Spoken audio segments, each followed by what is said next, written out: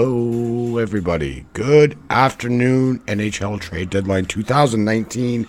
Couple of trades already. Not too big of deals for me personally, but nonetheless, a couple have happened already in the last couple of hours. I kind of just woke up and I'm exhausted. But what's going on? Playing hockey from work? Playing hockey. Nice. I'm not playing hooky. I got to go to work right after the deadline. So, what is up, everybody? You're live in about an hour? Awesome.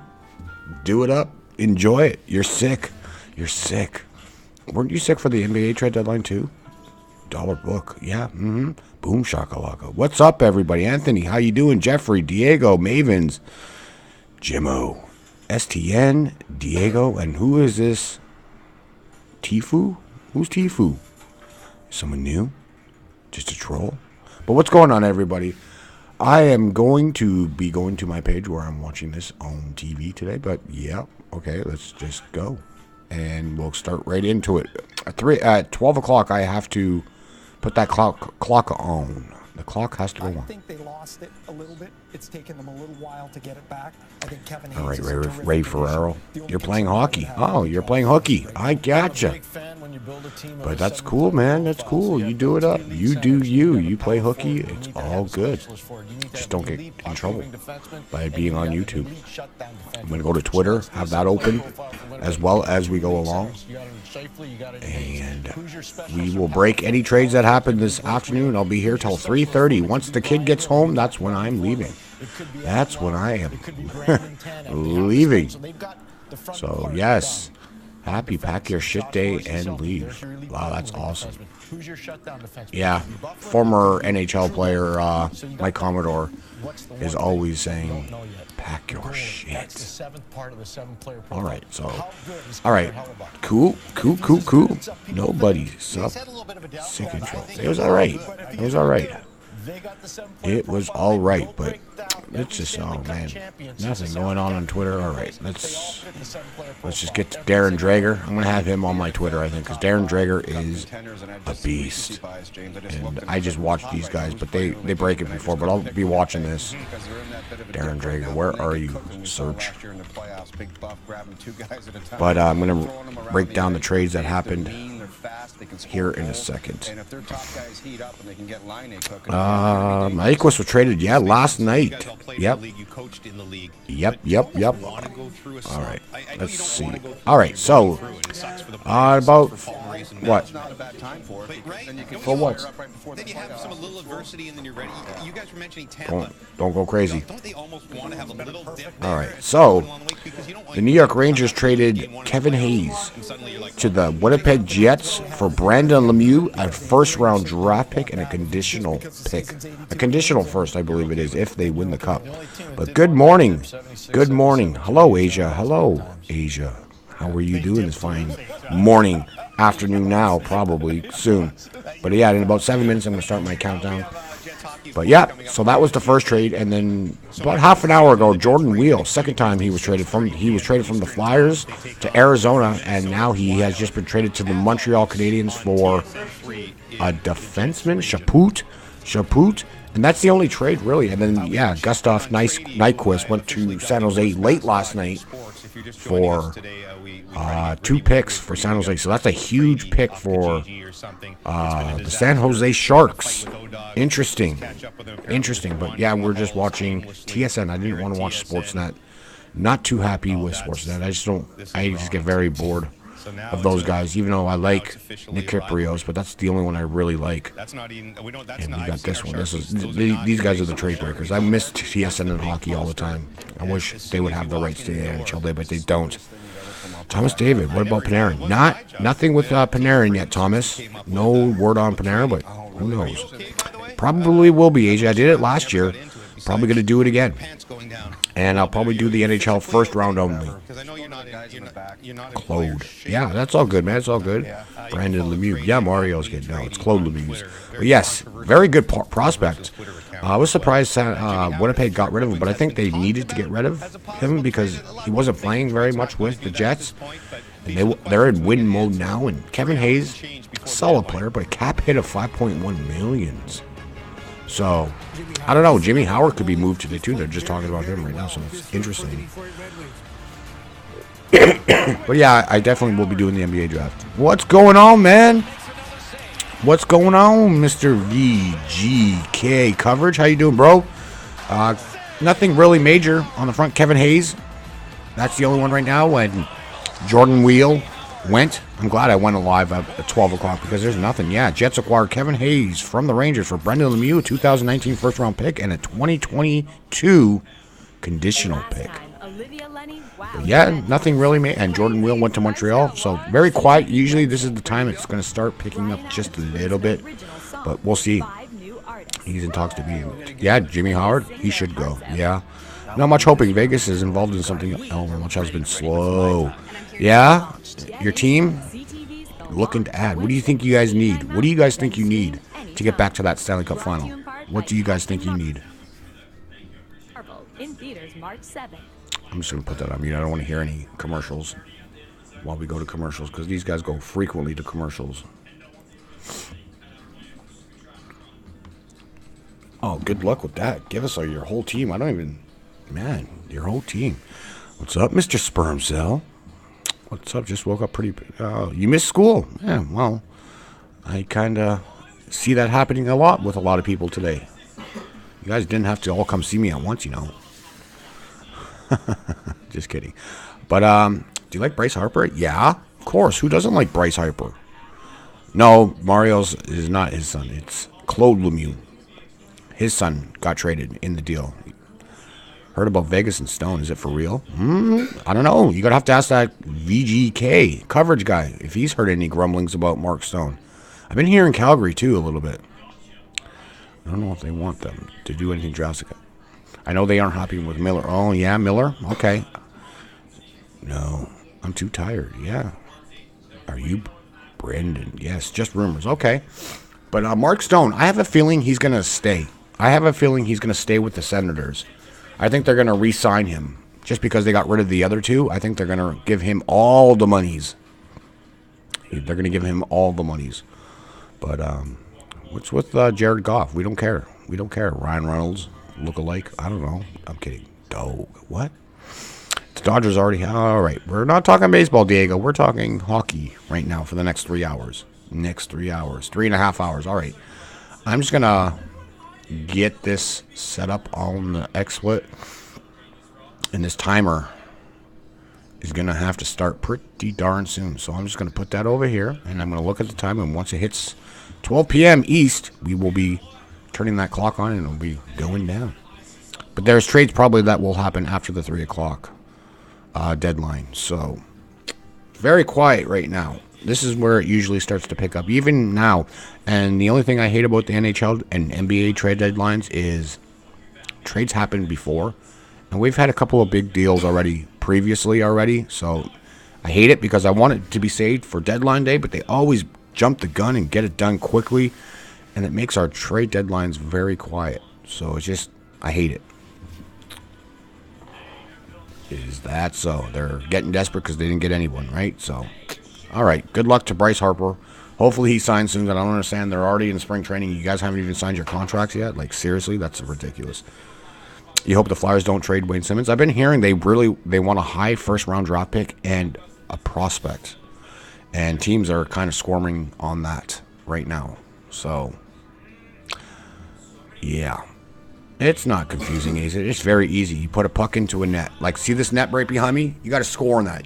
The puck has to go inside that net. All right, it's 11:59, so give me a minute chat while I wait for it to 12 o'clock, and then I'm just going to hit play. All right, boy, you got to get back to school. Hopefully you enjoyed your lunch. I'll see you after school. No, you don't have 2 more minutes. Let's go. You got to get going, buddy. You got to get going. You're going to be late again, and then you know what? You're not getting your new headset. And there we go. Let's start. Okay, let's go. Let's go. There it is. All right. It is 12 o'clock now, officially on the channel. So let's go. We're going to be a little bit delayed. That's right. I remember last time we were going to be a little bit delayed. So we'll see.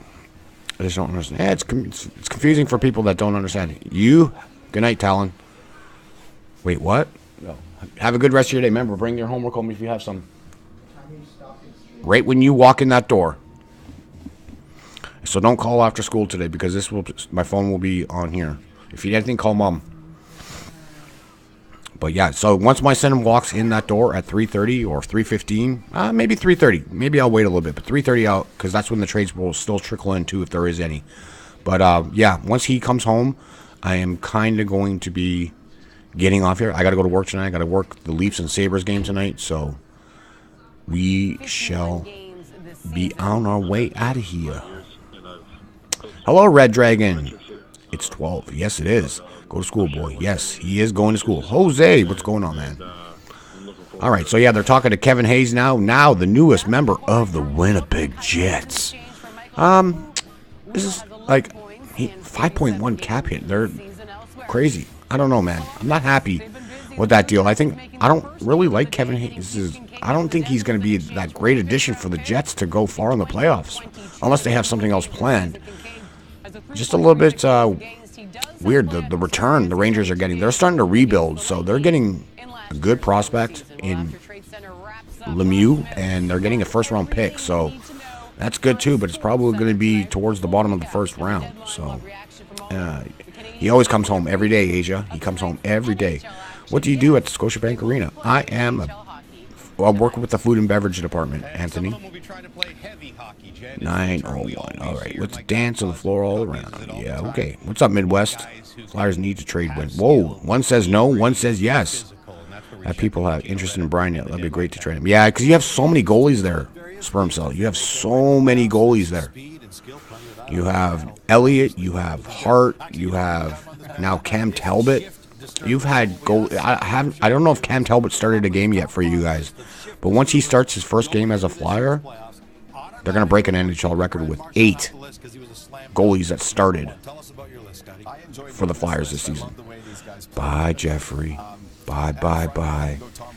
But yeah, it's your lunch break. Well, that's good. Enjoy your lunch. And no trades really major. Nothing really major going on with Mr.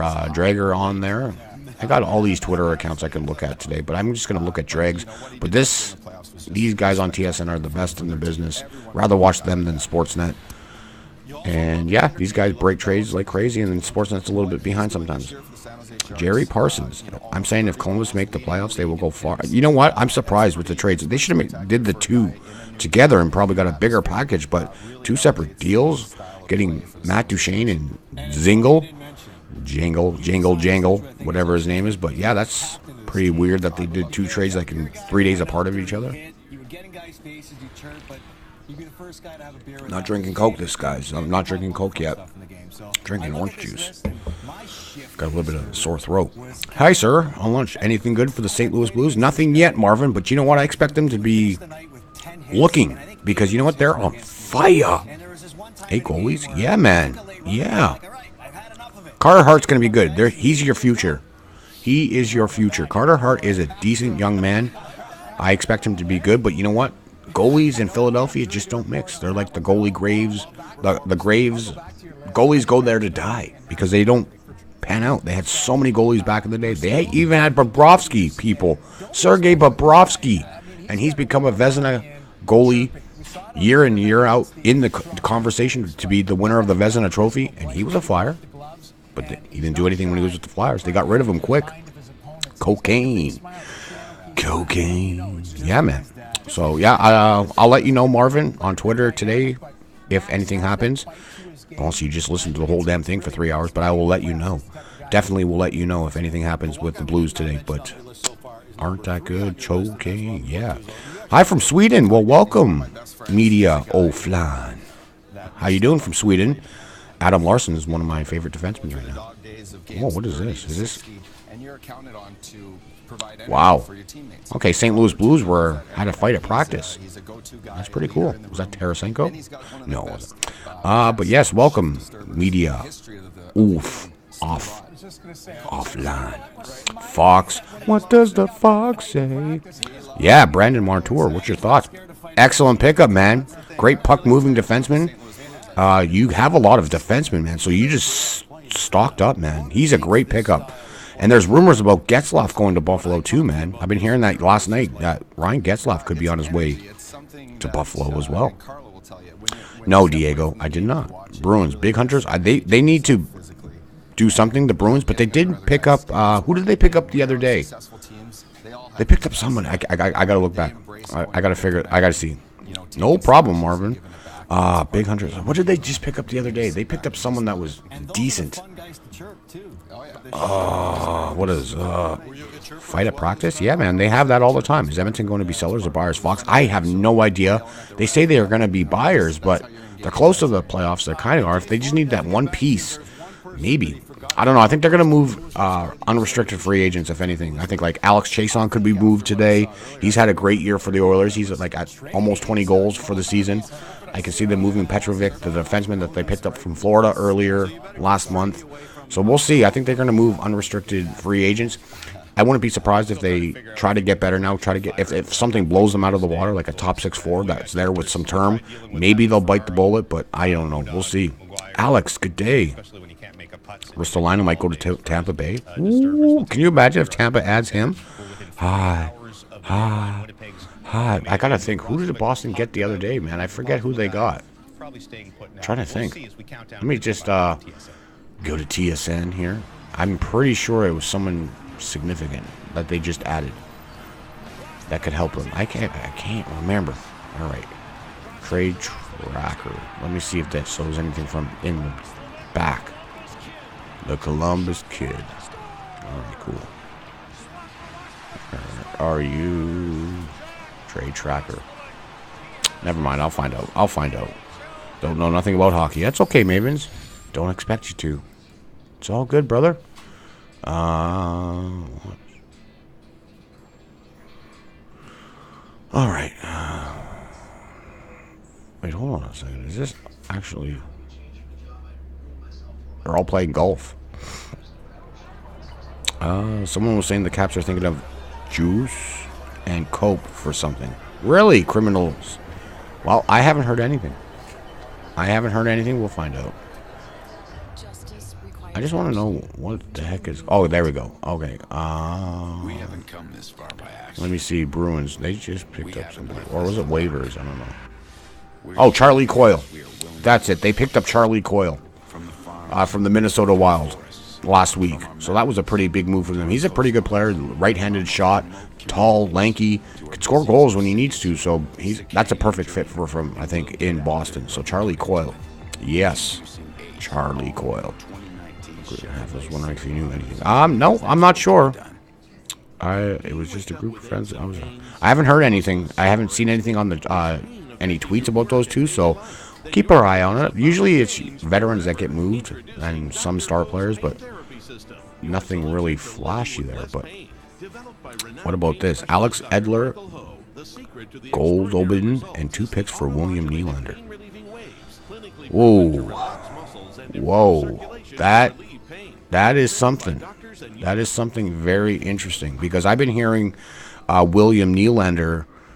Wow. I don't think he will be traded, though, to be honest, because the GM said he wasn't going to trade him. But I could see him getting traded maybe in the offseason. It's possible. I'm not feeling well. So I don't know why you're drinking that. Will not feel well together. But what was I going to say? William Nylander, I don't know if he'll be traded today. Maybe in the summer, maybe. But I've been hearing his brother, Fox, William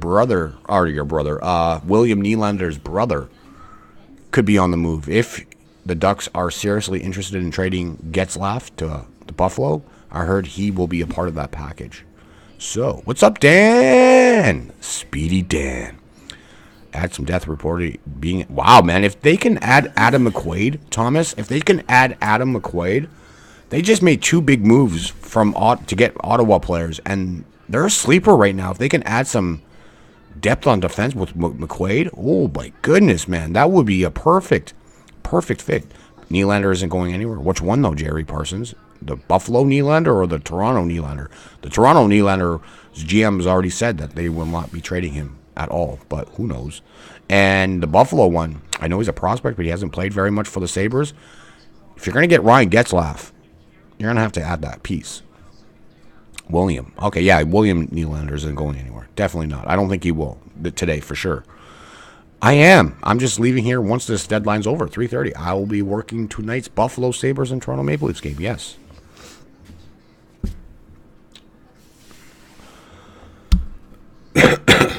Oh, man. This coffee is brutal. Yeah. Weird, but sweet. Yeah. Wants to be sick with you. No, That's what you said. We could be sick together. I didn't say. You I did. was sick with you. Yeah, you did. I didn't say. Nice, Dan. Nice. Nice try, buddy. No, you didn't. You just said you. She just heard you. Yeah, She just I said. didn't say I want to be sick with you. What did you say?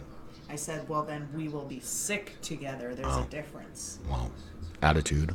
Attitude. Yeah, get your facts straight. All right. I'm sorry. Maybe I heard that wrong. All right. We're back to the live coverage here. That's why we do Trade Center for All right. We got 2 hours and 49 minutes. I'm a little bit off on my clock and the TV and everything. remains on the board and is Wow. closer to 3 All right, so Eastern. It gets we'll see. more and more fascinating on Pierre Dorian and the Ottawa Senators. Here's our trade tracker. We count this. All right, from trade tracker. midnight There's been last 5 night. trades So remember the Gus today? Nyquist deal happened late last night. That's included in here. So we have 5 trades. 5 8 trades. All right, players, nothing really. and But 5 yeah, man, players. hockey tonight, basketball, Celtics and Raptors It's tomorrow. also lunchtime. And No then deal Edmonton's happening in right town now. on Lunch Wednesday. delivery. Can't wait for that. Swiss Chalet. Can't wait for That that. would be famous, is there ketchup Wow, on they're that? getting It's a Swiss couple Chalet. I years want ago. Swiss We Chalet. didn't want a repeat of that. Dan, they're Is there, getting Swiss Chalet on the barbecue set. sauce on that? I want it. As, Let's go visit. Let's go to Trade Center. Let's go. It's here in Toronto. Let's go. Let's go get some Swiss Chalet. Thank you so much. Chalet sauce? Look at that, man. These guys, Yes, I do. What do you damn. got coming today? You have That's your staple. like the same. Yeah, pretty much. I agree with you, Chicken, Asia. I I go agree with with you. mash and corn. Mash and Noodles corn. told me about the corn. I didn't know it was an option, so that was my order. You know, this again looks like All right. product placement, but I will say this is very. You just missed the indicative beast, Dan. He of just what went back to talent school. looks He like comes home for lunch on a now, so it's nightly good. So basis. You not say- it's good. How It's many good. So they times killed the Blue over Jays team. past years They lost 2 spring training games so far, right? It's going to be a long year, man. I don't think you're going to see me very much there. I don't think you're going to see me a lot. Period when we're watching the period getting set for the intermissions. Check out the little individual. Oh, names. I don't think I'm going to get scheduled a lot. I just have a feeling. Maybe for the first month I will, but then after that, I don't know. We'll see. It all depends on him. About $1.75, won't it? Thank you. But yeah, they're not looking very good. They're young. They're young. The Stone Too much thing snow in is Oregon, the close story to the a entire foot. afternoon. Whether Really? he gets dealt, whether he We don't doesn't have a get foot. dealt. We got just I winds, think man. this is Last the night's greatest winds here test of were Pierre Dorian as a ridiculous. general manager. Now, Absolutely interesting because ridiculous. he said The that wind Pierre kept me Dorian up all last night. year I didn't did sleep one until thing like after 4:30 because I kept on this tossing right and turning now, because that but wind Carlson, kept he didn't smacking have the to deal with window. deadline last year, and he It had was all summer to figure ridiculous. something out. This is Absolutely now a ridiculous. 2-hour and 48 And it's minute windy window. here today Your again, most too. prized asset. You Sitting are there late again. dying I'm right True now, Skills. waiting to see You're late hopefully again. My the school got other side, canceled. but Too the much guys are saying wind. little Yes, chance you're of lucky. that. See, And what wind, you're gonna man, get that's for it, crazy. it's- I got to be careful when I get downtown Bigger to than the this player evening for because so many reasons. It's not just the player. falling ice, Tremendous player. falling scaffoldings, who knows? So I got to be careful. But good for you, Anthony. Glad you get to enjoy your day There's off. a timeline involved. It's not Via overnight. It's unnamed 3 sources, o'clock. Sidney Crosby, So Anaheim. you're under 3 Oh, hours now. that's- You've got your offers, you've got your that's board, a nice rumor to put up there. and E5 by big sheets on the wall with different offers. the Buzz I've seen feed that or whatever done they in were the called. general Remember that manager. website, guys? I don't know if you guys Actually, follow handwritten hockey on too much, St. but Louis some of you might office, whatever, remember the whatever. Buzz feed. E5. This guy's going here. Now, This guy's he's gotta rely on his guys. He's ridiculous. gotta rely on his pro scouts. Yeah, they got a lot of young guys, man. That's good though. What's up, Kev? How you feeling today? I got the jersey, the Grant Hill jersey. I'll send it to you at 500. It's a good deal. Oh, Grant Hill, huh? Grant Hill. Right, so Winnipeg's out. The wind is blowing me over. Yeah? Better? Good, Kevin. Good. But the wind is blowing me over as well. I could not sleep. It's foggy out here. It looks kind of cool. So many places that it can be. Better. Thomas Better. Vanek a few years ago, obviously this guy right now. But yeah, we're just going to be talking until they break something here, man. This is what we're going to be doing for the next couple of hours here. 2 hours and 45 minutes. Situation where time's running out and you're pushed But to the we'll see. corner. So as it gets to time, Pierre, it gets to a certain point, then everybody starts coming back and say, see if you can get him for this. We'll see, though. And then there's We'll see. chaos in the last hour. But what are you guys' plans today besides hanging out in here? What are you guys going to do tonight? Any streams on tonight that our people are going to do tonight? I might do a stream later on tonight at 10:30. San Jose's Probably going to be the Mavericks and Clippers. That's the only game that's on late. So I will be going live at 10:30 tonight. But I might be back a little bit after that, so we'll see. I had to dip into the chicken while you guys were speaking, but Oh, you're Steve Mason. See, that's another goalie that's been buried. He's not even in the NHL no more. after it over there, James. And $292. Wow. Michael Dalzotto also on the move today. Yep, exactly, Thomas. He is probably going to move. Like the trade bait. Tobias Ryder might be gone. He signed a 2-year deal though with the Oilers, but he's only got 11, no goals. Holy cow. All right, so the big top potential guys, Mark Stone, number 1, Wayne Simmons, number 2, Kevin Hayes gone, Jets first-round pick, gone, and then Marcus Johansson is going to be going. Apparently the second-round pick would get it done, and then Adam McQuaid. I wouldn't mind to see Adam McQuaid on Edmonton, to be honest, but they need a right-handed guy. But he's not, like, flashy offensive guy, but I think they need a better defense in front of their goalie. So. Oh, he has his call-in show tonight. Nice. Nice. Beautiful. What's up, Madison? How you doing? We're just covering hockey this afternoon for the next couple of hours. Ovechkin trick. What do you think the Islanders do? Oh, man, that's a good question, Ovechkin trick. I like that. Islanders are in a big spot this year. They are really doing really well this season. They need to add, I think, another offensive player. If they can get someone like a Wayne Simmons in Long Island, I think you got to do it. I think you could trade Josh Ho-Sang and maybe a first-round pick, maybe a second-round pick for Wayne Simmons. That would be something that I would love to see happen. Wayne Simmons would definitely give that push for the Islanders to be legit contenders for the playoffs, man, because they're playing really good hockey right now. But I think Wayne Simmons would be a perfect fit for the Islanders. Really think he would be a good fit. And play basketball. You got to watch Raw later on too, Kev.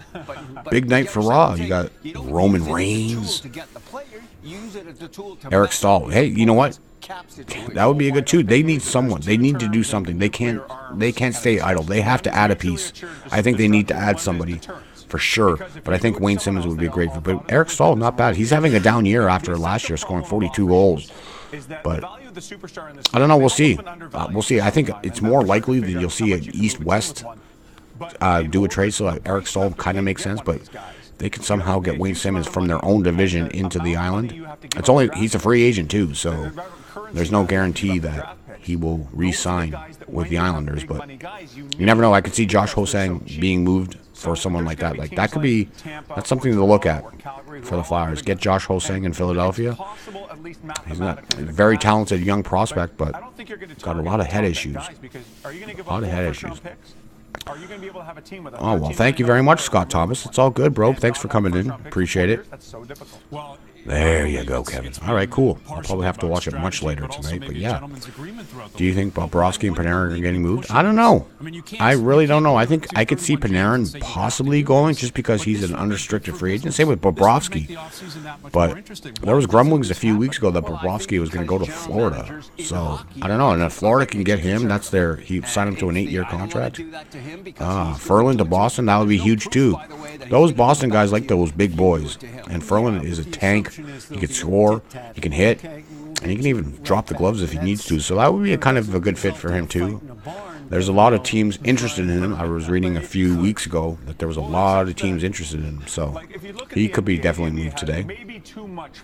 Looking at all these players, I don't think Jesse Puljujärvi is going to get moved from the Oilers today. I guess he's on the IR. I don't think no one's going to want him. 9 points, man. He's been really awful this year, but I don't know. I digress. Yeah, it does make sense. They definitely they need to get bigger, and they always seem like that. They like those big boys. Even though today's game is more quick and action-paced. It's been a while. Yes, DeMar DeQuai, where have you been? I think Boston gets traded. Bob gets traded today. Don't know where. They added Kincaid. Yes, that is true. Yes, Keith Kincaid went to. That's right. That's another trade that happened earlier today. Keith Kincaid went to the Columbus Blue Jackets. So yes, you are correct on that. So that could open up the door for a Bobrovsky trade today. Nothing really, Asia. Nothing at all. Just talking. Try not to have dead air. But yeah, Kincaid to Columbus. Yes, for a 2022 5th-round pick. And we're going to put that on mute now because that's a copyright song. Love it. Also, I might just not finding it, but has Edmonton hired a new coach? Well, they have Ken Hitchcock still. They're probably going to review that once the season's over, bring him back, or maybe go for somebody else. I'm hoping for Joel Quenneville. Maybe like they keep Hitchcock on as an advisor or something like that and hire Joel Quenneville. That would be something. We'll find out. They need to add something. They added Jake Muzzin a few weeks ago. Big pickup for them a couple of weeks ago, or 3 weeks ago, about, give or take. And I think they can use another big body. Wayne Simmons would also be another good fit for the Maple Leafs too, I would think.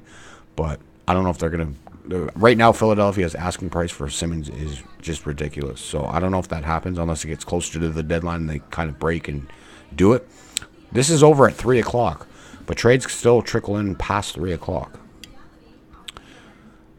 We'll find out. What time is it over there? It is a little after. It's almost 12:30 here. It's 12:21. So, buddy, yesterday I tried to get a Vortex for yesterday, so then it went to no longer available. I got, because when I got to work, they put a new person there. Oh, so where did you work? Did you work yesterday? Oh, well, it was Sunday, right? So, Sunday afternoon. Hold on. So, yeah, okay, I tried to get the board in. Oh, so you ended up going in anyway, Dan? Did you get to work yesterday? Yep, same time as New York City. Columbus has mortgaged their entire future this season, trying to win it all. You have no first or second round. Wow. Okay, yeah, they wow. But if they can trade, I don't know, man. See, you added a couple of good pieces. You have no future, though, but then if you lose Bobrovsky and you lose Panarin for nothing, man, then your future is really going to be shady. That's scary.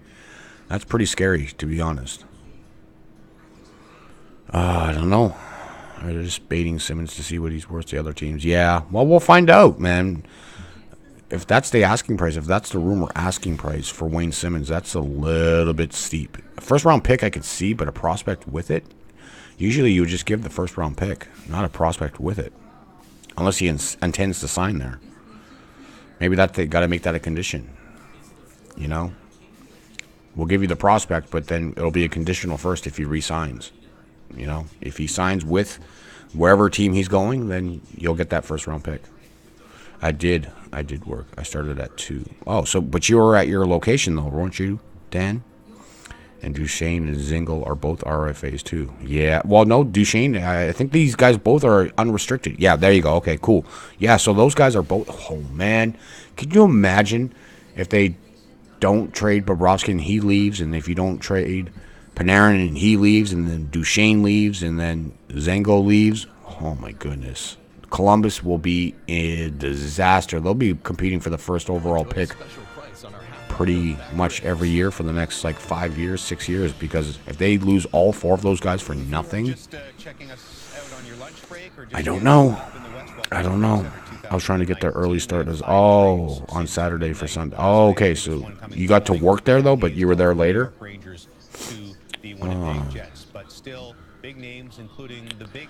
I don't understand, Dan. Depends on what prospect. Yeah, who exactly? What prospect, right? Turn it over to us. You guys are enjoying your Swiss chalet. You got your mouths full. You can't talk. It's a good life. Yeah, it is a good life. And so we'll just. How much time do you need us to take up here, James? We'll see.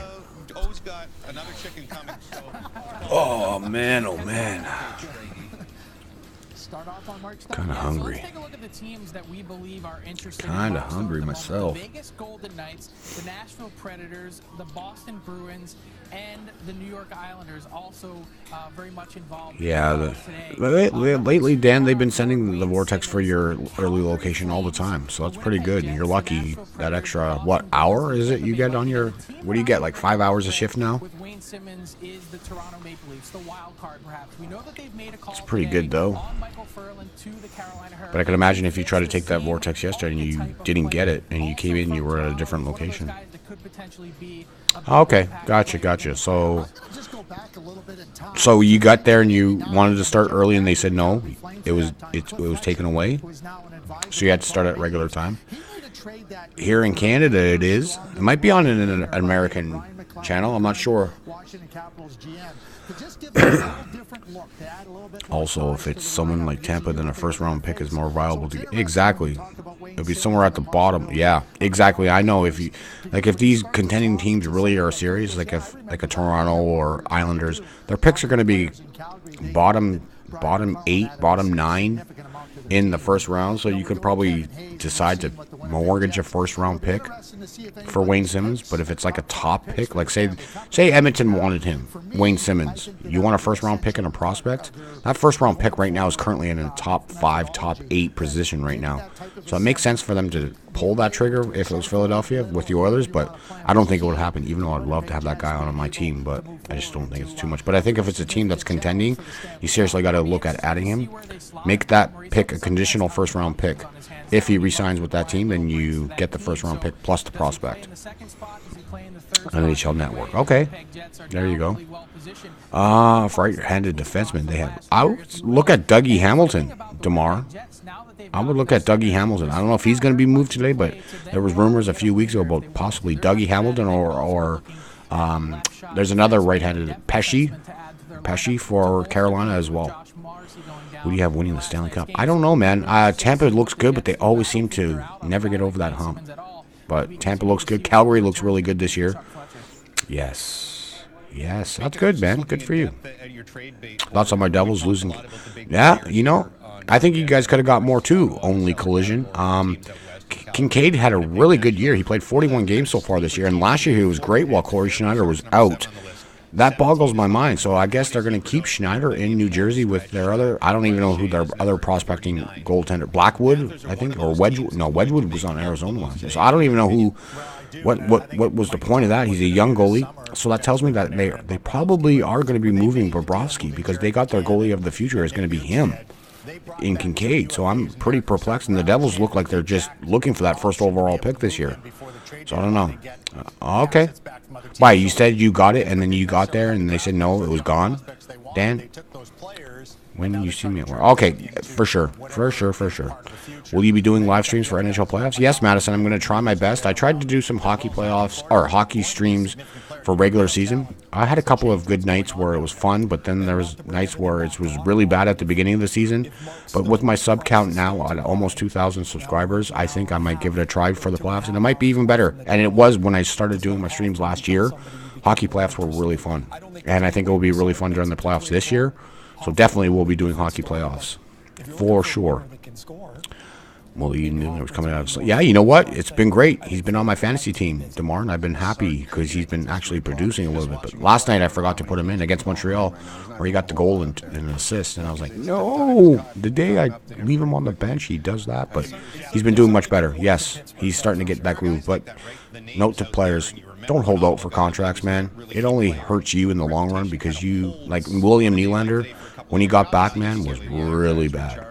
But just sign your contracts, kids.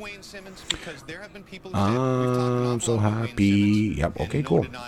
All right, so we're just hanging out. I've been here almost half an hour and nothing has broke. Darren Drager isn't doing anything. He's just in the background with Pierre LeBrun and Bob McKenzie.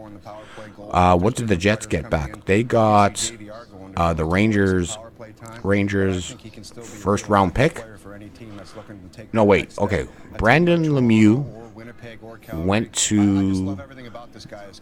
Yeah, they got Kevin Hayes. Winnipeg Jets got Kevin Hayes from the Rangers, and Brandon Lemieux in their first round pick, and a conditional third in 2022. So that's what they got. The Jets got back Kevin Hayes, which is something I did not expect the Jets to go after. Maybe the asking price for the players that they were looking at. Like I think Mark Stone would have been a perfect fit for the Jets. He's from Winnipeg. He played for Brandon in junior hockey. Yeah. So I don't know. I think that would have been a better fit for the Jets. That would have been a little bit more better, but I'm getting the strong feeling that Stone's going to re-sign with Ottawa since they got the money now available to get him signed. So we'll see. What do you think will be biggest splash day? It's always a crapshoot, but it looks like the Jets are trying to load up right now. I don't know if they got anything else planned for today, but usually when the first big team that's contenders make the move, then the other team starts to haul ass and try to get something as quick as possible. But we'll see. Could it be possible that Columbus are trying to stack stuff for trade? Because I think Bob and Panarin would be a good trade. Yeah, you know what? I agree. If these can sign both of them, Send both of them together, you can definitely get a big package back, and then you can probably fill your holes with the lost picks that you're losing in the next couple of years. So, I don't know, man. I want to see Columbus do something, but they're a little bit.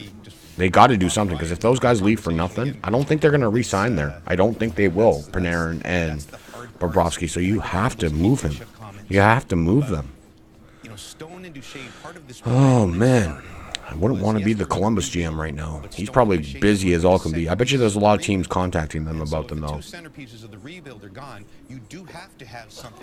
Good afternoon, Declan. How are you, sir? It's going to be a vicious cycle. Kachuk and Shabbat, they're going to, and Pierre Dorian's doing the best he can with what Cody Ceci, I'm surprised that name's been thrown around there. But he was supposed to be a pretty good defenseman, but so far he's amounted to not very good the last year. Wow. Which New York team did Mario play for again? Mario didn't play for the New York Rangers. He played for Islanders. Mario Lemieux played for the Pittsburgh Penguins. That's what I've been hearing, criminals. I was saying that trade like Luongo. I think he's got one more year left on his contract. Trade him to Florida for Luongo and like a first-round pick, and then get Bobrovsky signed for like an 8-year deal down there. But then you have Luongo and Kincaid as your goalies, and then you have Korpisalo as well. The deadline. Yeah, you know what? Back in the day, I totally agreed with you, but the last couple of years, I fell asleep twice. In the last 3 years, I think I fell asleep because the trade deadlines were so boring, because all the trades happened before the deadline day. I don't interrupt you guys usually unless it's fairly important okay. as far as our guests, and this would constitute one of those. The Prime Minister of Canada, Justin Trudeau, joins us. Thank you so much. Our Prime Minister is now speaking on Trade Center. Get out of here, man. Okay, cool. A national holiday. Make it a national holiday. Oh, I see what you did. Yes, I'm a little bit behind only. Okay. So many people wow. already take it as a holiday and stay home because they're sick or because their car didn't start or some excuses they give. All right, I'll be doing a live stream at 10:30 Eastern Time tonight. Completely right off the country, but enjoy the rest of your day. But I will be live later on tonight. Justin Falk or Pierre? Yeah, see, that's one I was talking about. Either, and Dougie Hamilton would be a good fit too. Yeah, no problem, Asia. Wow, only Collison is ahead of me. Full credit for being, I'm sure, surrounded by the kinds of experts we were. Florida at season end is probably going to end up trading Lou to the Canucks. I think he's going to retire. I think he's going to he's going to retire and end up returning, placing him. I think he might retire. I think Winnipeg would have been the better fit for him, Fox. I think he would have been the bigger fit. But Mark Stone, I can see Calgary looking at him. I guess his brother plays for Calgary, so. But I don't know if they have the cap space. Plus, he's an unrestricted free agent at the end of this year.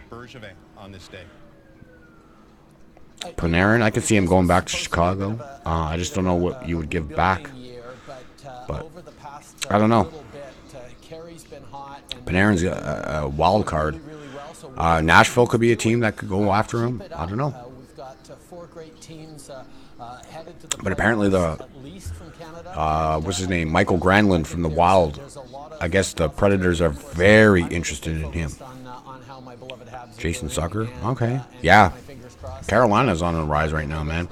What do you guys think about the Carolina Hurricanes and their end-game celebrations? What do you guys think of those? A lot of people hate them. A lot of people hate them. I think they're kind of funny. I just saw, I guess, when they played the Oilers a couple of weeks ago, they did their game celebration was the Batista bat flip against the Oilers. I was dying. But that was their celebration. Is there anything the government of Canada can do to end the quarter-century Stanley Cup drought for Canadian teams? Well, I am very much focused on making sure that What's he saying? The drought ends with the same team that started it all. The last team to win were the Habs. I remember being all right, Mr. Prime Minister. Cool. No, sorry, Elias. Yes, Jordan Wheel, another small player. Jordan Wheel is going to the Montreal Canadiens for Shabbat. And Jeff O'Neill walks right in front of the shot. Scott, as we're interviewing the Prime Minister. Prime Minister, thank you very much for joining us today. Get back to the more important things of running the nation. Also, are the Avalanche doing anything? You know what? They got... Oh, man. Okay, thank you. No, we'll see. I have no idea about the Avalanche. I'm trying to see. Like, there's nothing with Colorado, but... Chaput is finally gone. What team is Joey Batista on now? I don't know. I don't think he's playing at all now, Jerry Parsons. I don't think he's playing now. No team. I don't know. Wow. I'm not doing a phoner with Jordan Wheel. It is... Buddy, you're the host. You got to know how to adapt. Makes me wonder, does Jeff O'Neill care for the Prime Minister? 2.5 hours left until trade. I don't know. Why is Trudeau here? That's crazy. That was funny. Why is Trudeau here? All right. Cool. We need Narm. Who's Narm? Mark Stone. Oh, yeah. Got to get bigger players. Montreal always has those small guys, right? And you trade one of your bigger forwards in Galchenyuk for Max Domi, but he's been pretty good, though, no? Max Domi, you like him in Montreal, Elias? Do do do do do do do do do do do do do do. Sorry. What kind of name is that? Sounds like fart. Yeah. Shabbat. Shaboot. Shafart. My name is Shafart. What is this, sir? It's a trade deadline show. It's like the NBA trade deadline I did a few weeks ago. But this one's hockey. The NHL trade deadline. He was playing with good heart. Well, that's good. Good, Elias. I'm happy he's doing good things for Le Canadiens. Le Habitants. Surprised the Habs haven't waived Niemi yet. Right? But I guess Carey Price is playing pretty good. Except for that game against Toronto on Saturday. Felt bad for him. 3-0 lead. Looking good. And you give up 6 straight unanswered goals. Because... Where's Zach Fucali, Elias? Where's Zach Fucali? That guy had tons of potential, man. Is he still on the AHL team, the Laval Rockets?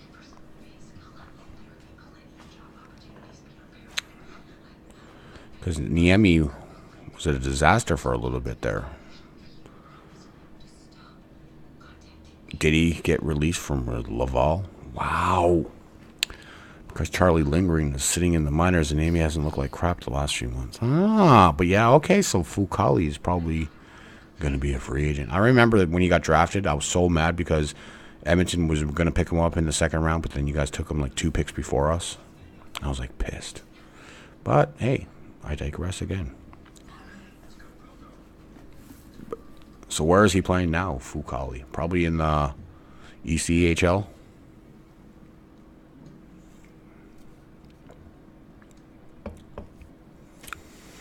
Do do do do do do do do.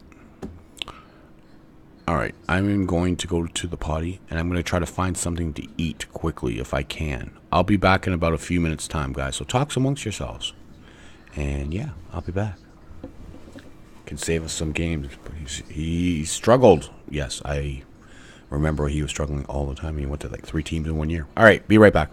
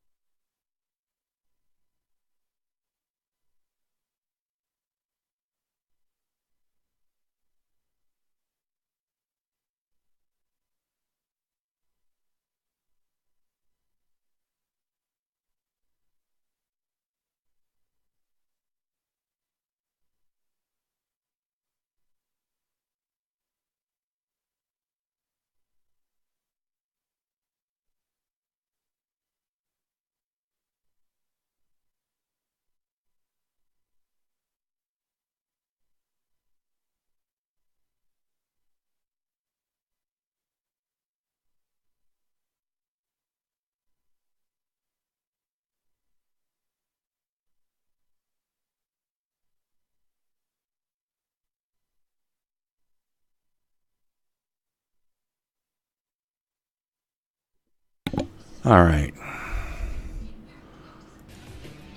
They're looking at the Oilers now.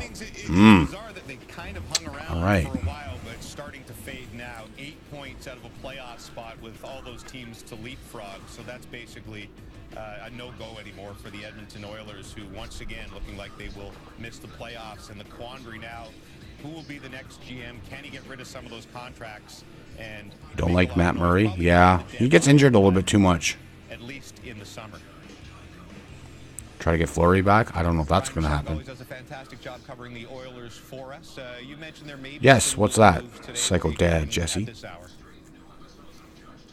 Well, I'm hearing that things have really cooled off, and there's not a whole lot going on at this moment. Alex Chason is the most notable name, 17 goals this year, but he's cooled off. Sorry if I'm quiet. I'm just listening because they're talking about the Oilers. Looking for him is in the range of a third-round draft pick, and whether that's going to be there today or not, I'm not sure. But I think, barring anything beyond that, they'll just hang on to him and let him play as a contributing winger for the rest of the season. You talked about maybe clearing up some space for next year.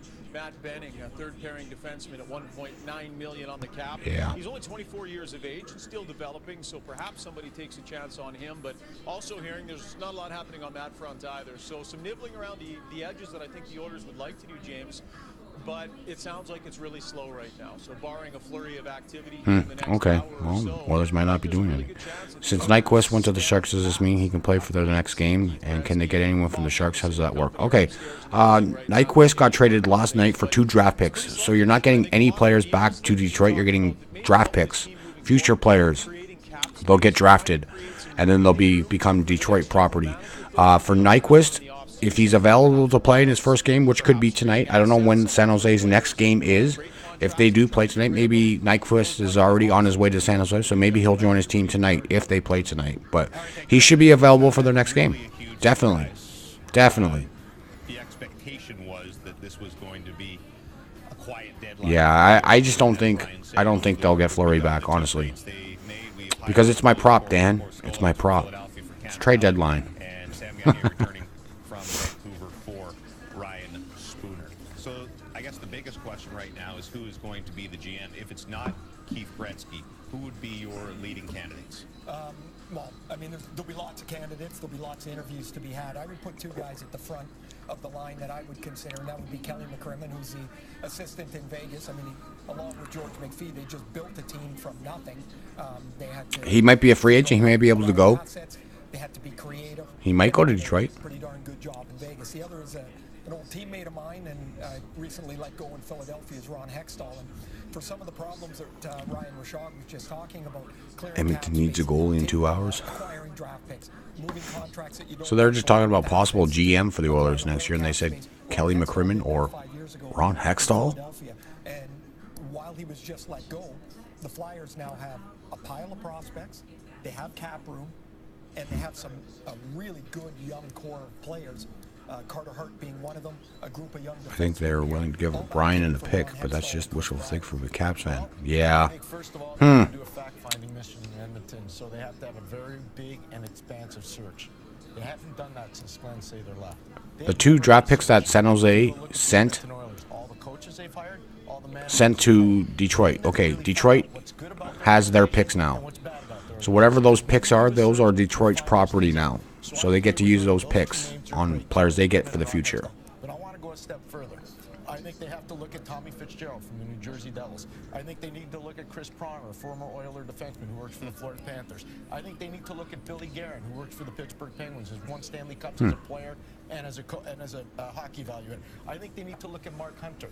I think they need to look at Craig Button, who stands over there, who knows the amateur players that well or better than anyone. Wow. But here's the one guy I think goes to the top of the line. Al Murray. If you go look at the Tampa Bay Lightning and the job that he's done since 2010-11 when Steve Yzerman hired him, and you go look at the depth draft picks they put in there. It's already been announced, man. Like, during their draft, Psycho Dad, Jesse. During the draft in June, late June, they'll have a draft. They have like a 2-day draft, and then that's when you'll see when those picks come to Detroit. It's like McDavid's out there. They're one of the best teams in the National. That would be amazing, Jerry. Goes off. They are instantaneously one of the worst. I don't love their goaltending. I don't like their decor. I don't like a lot of their forwards. They're big and clunky, and they might need to find some kind of Robida Island, call up Lou and say, how did you make some problems disappear? Because they're going to have to look at this, and when there's problems, you got to make them go away. Just sorry, I'm just listening to this because this is my team they're talking about. I think it is. And I think the other thing, because of the way hockey front offices are being managed now, you get somebody that's nice. an assistant GM or a pro personnel or an amateur personnel, and you bring in somebody that yeah. the press every day. Well, there's two more names of young assistant GMs who I think have done a pretty good job, and that's Norm McIver in Chicago and Bill Armstrong in St. Louis, who doesn't get a lot of chatter, but he's done a good job drafting. He's run their scouting organization, and they're all great names. But it's just a question of if you can go that route with that situation. Well, yeah, hello, little man, no sports. You need somebody who's done the job before with those contracts. To a first-time general manager there. It depends what you're doing. Are you moving everyone else out? Well, it would also depend how you're going to construct the office. Like, how is that? What grouping of people will you have? What experience? Yeah, well, maybe they can sign him in the free agency department, Psycho. July 1st, if he becomes a free agent, then maybe Detroit goes after him. But I see other teams going after him too. But you never know. It's been a long, successful. That would have been cool, Psycho Dad. Whoever does get the job, you have to go to ownership and say, am I going to be the GM or are you still the GM? That's got to be the first question to be asked. I would just tell you this about Al Murray. You go look at Hockey Canada and all the World Junior gold medals, and you go look at all the stuff in LA, and you go look at all the stuff in Tampa, that guy's fingerprints are all over it. All over it. Well, and the centerpiece of all this, and the guy wondering... Kind of like that Al Murray guy now. Thanks, Pierre. Pierre. is 4 years into what's going to be a Hall of Fame career. I think we can say that already. But seems as far away as ever as he's been from winning his first Stanley Cup. Here are the 5 previous, we call generational players, and when they won their first cup. All right. 4th season, Gretzky 5th, Mario 7th, Crosby 4th. Ovechkin's the only guy right now who gives him any hope, who it took until season number 13 for Ovi. But a lot of the years they had a great team. They just couldn't get it done in the playoffs. McDavid seems a long... Yeah, sorry about that. I was just very curious. Maybe they win the lottery. Very curious what they sing about my team, so. All right. That's what they need to win the lottery. They deserve it. Mario's career, Pierre jumped in here because Mario's career... That'll be interesting if the Oilers won the lottery again. They don't make the playoffs, and then all of a sudden the changes started to happen, and you were a part of the group that came in. But exactly when that happened was right now in McDavid's career. It's a great point. Exactly the same curve as Mario's in his 7th year. So then Scotty Bowman's the answer. Well, no, first it was Bob Johnson, Craig Patrick, and Scott Bowman. All right. It wasn't one person. It was a team. It was total team. And the smartest thing that Craig Patrick Brett did, Pesci. he wasn't paranoid where he said, well, this is my territory, and I'm going to do this. He delegated to everybody, and it was really well done. Well, don't you think part of it is, though, the longer vision of... The top 5 teams that are stacked are the Sharks, the Lightning, Boston Capitals, and Penguins. Yeah, they're pretty much right on that. You would think some other teams that have decent players that aren't very good, like Dallas, they have pretty good players, but they're just not up there. Yeah, they lost a lot of talent, but they drafted very well, like Zetterberg and Datsuk in late rounds, and then it's crazy how that came about, man. It wasn't even a first-round pick or a second-round pick.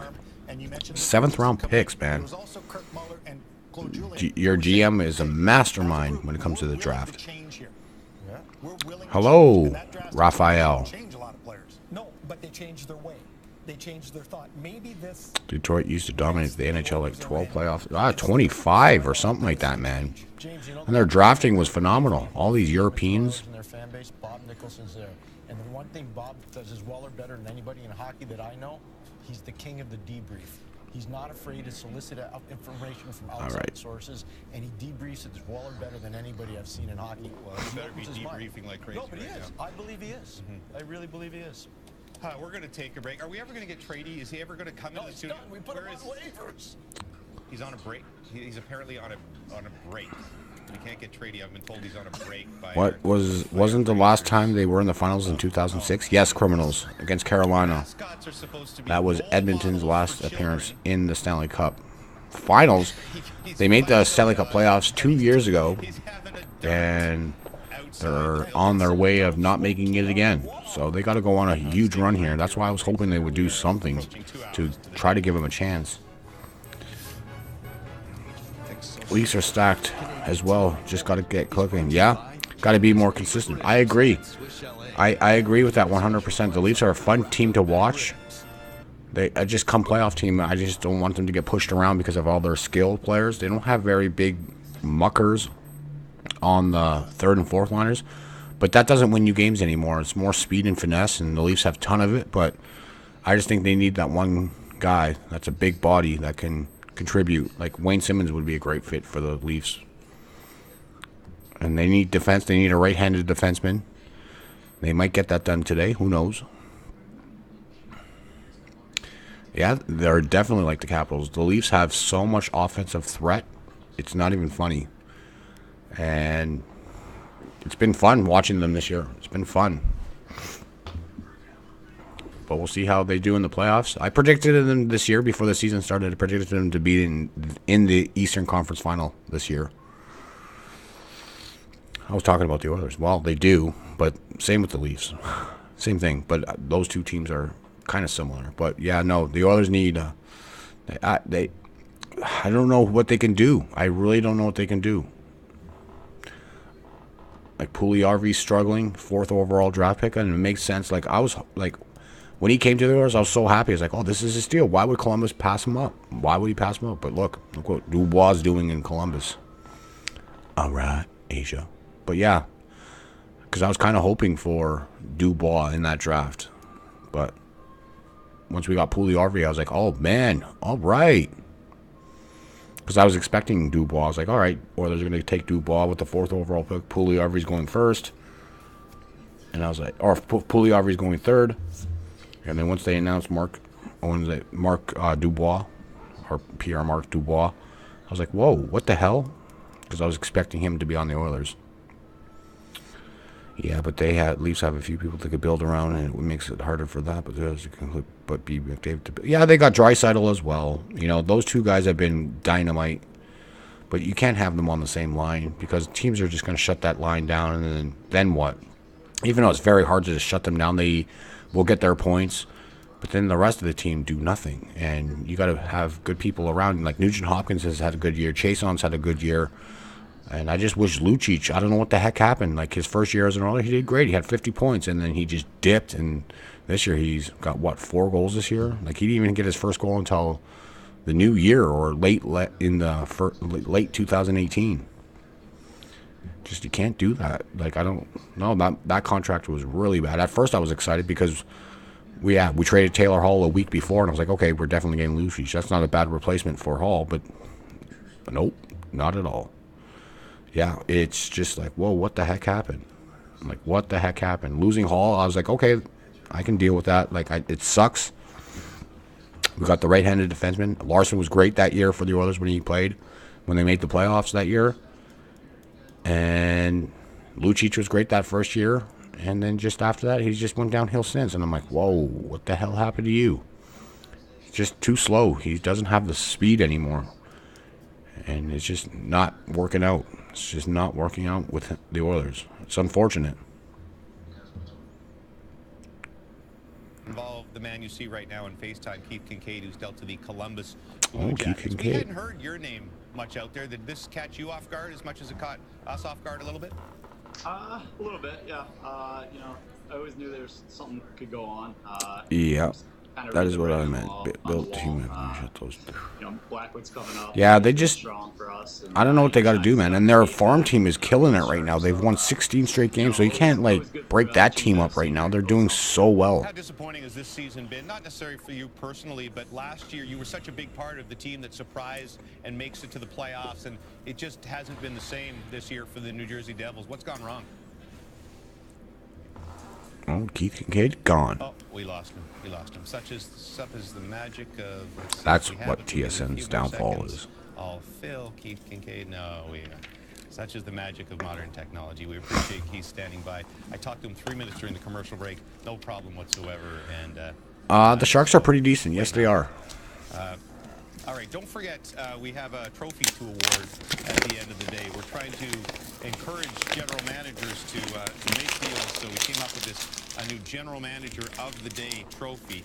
We've decided the criteria. We'll decide whatever way we want. Maybe not necessarily the most deals that are made, perhaps, or the biggest deals that are made. All right, cool. Ferraro's the only one sitting next to me. Ottawa is struggling bad. I mean, yeah, well, Colorado's getting their pick. He would have won the first one last year. and maybe getting Kevin Hayes, but there has to be something. There has to be something left here. There has to be the Mark Stones. It's not necessarily the GM, by the way, who gets the biggest. They definitely do have a lot of other pieces. For sitting there all day long. We definitely do, criminals. Show to do at midnight tonight. How are you guys? That's right. I'm glad you appreciate our long day. Yeah, thanks. Jay and Dan. It's really nice of you to do that. You Jay seem like and you're going Dan. insane. Yeah, I'm going a little bit nuts. It's the pickle juice. How was that, by the way? It was Sick. disgusting. Okay, fair enough. Well, we've got some good news, James, because we saw part one of the Jane That's ridiculous. story, the story of Trade Center. And in part one, you saw that James was coaxed out of his job as a veterinarian to host. All right, I've been here almost an hour and nothing. The highly anticipated Oh. part 2. And now the conclusion of the story of Trade Center, the Jay and Dan true hockey story. Yeah. The first Trade Center in 2003 was a bust, and host James Duthie had bottomed out. At this point, Duthie was spending his days wandering the seedy Trying to streets see, of southern Ontario. trying to look at Twitter to see if there's anything going on. Nothing Was that really. a chance encounter would change the fate of Trade Center forever. While at a bar lamenting his predicament and thinking about getting back into animal medicine, Duthie met aspiring Broadway performer Darren Dreger. We got to talking, and Drager said, hey, if the show's going to be on TSN, why not just do hockey trades? It was as if a light bulb had just been created Okay. and turned on for the very first time. Trade Center should be about hockey. So Duthie asked Dreger, do you know anything about hockey? He said no. Duthie asked, would you like to? And Dreger said, yes, I'm very bad at singing. Acquire. I don't know about that, man. I think Colorado's keeping those two. Those two were great at the beginning of the year. Now all they needed were trades. Quickly, right back to the trade breakers. We do have a trade. We have some more action. It's another big name. The trade started rolling in, but it wasn't just hockey players. Friendships were also being acquired. We're all extremely close now. I was there when Bob McKenzie's dog had puppies. I actually delivered them. Trade Center Wow, became an okay. institution that stood the test of time. I've never actually watched the show. And that's how the story happened. The Jay and Dan true hockey story. I think you're safe. Magical Mr. Mistopheles. Oh, man. And the thing is, Dreger lied. Dreger's a great singer. He is. And he loves animals. Well, should we see what trade he's smoking now? Mock trade. Scandella at a conditional 2021 pick for his Zaitsev. That'd be good to get that contract off the books if you're a Leaf. If you're the Leafs, but I don't know. I don't know what Scandella makes per year. But he's not a right-handed defenseman. Gentlemen, enjoy the rest of your day. Go get some sleep before you recap everything that we talked about on the Jay and Dan show a little bit later tonight. Thanks, buddy. All right, there's Jay Onright and Dan O'Toole. And here is Jennifer Hedger with a Sports Center update. Roomy. I'd say they were Jennifer Hedger. Blazers used to wear back in the day. Okay. Kevin Cheveldayoff, currently your front runner for the trophy for the GM with the best moves today because he is one of the only GMs that have made a move so far today. The Jets making the first big splash, trading for Kevin Hayes. All right. In exchange, the Rangers will receive the 29th. That would be, yeah. A lot of Leaf fans are not happy with his play this year. He has talent to be a good guy. He's not even on the power play, I don't even think. Acquiring Jordan Wheel from the Coyotes in exchange for Michael Chaput. Wheel has 11 Michael wins in Chaput? 47 games this season. Blue Jackets making the first deal of the day. They get Keith Kincaid from the Devils. Yeah, but he's young. He's got years, contract years with Colorado, and he's been very good this season. It would be very, very much a long shot if they traded him for anyone. There's no way that they would trade him. He's too young. The Canes have acquired Thomas Yurko from the Panthers. Two Hurricanes, Thomas Yurko? Wow. Okay. He was with the Blackhawks? Oh, no. Huh. Future considerations. All right, Yurko. That kid had potential. 4.5, so the Leafs will be adding salary. It's all good, man. It's been very quiet, but thanks for coming in, King PJ. It's been very quiet so far. I've been here an hour, and nothing has broke. Nothing at all. Verana. Again, another one with a young player with years and they would not trade. It's unfortunate because it's very rare that you would trade like a young superstar or a young player that's having a great year, because why would that team want to get rid of him? And NHL trade had happened before trade deadline. Yeah, this is exactly what I was saying earlier, Elias. This is the worst because they get all gung-happy a week before the trade deadline, make all these trades, and then the day that it's actually trade deadline day, it's quiet, man.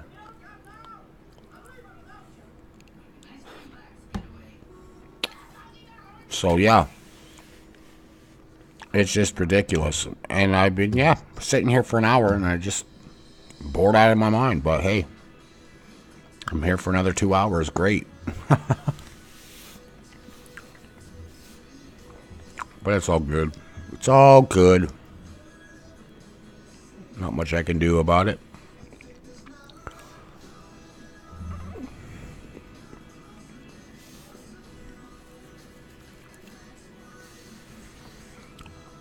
I was just saying, it's all the young players that are actually good players this year, like Rantanen, like you said, Verana. I just don't think there's any way teams would make those types of trades.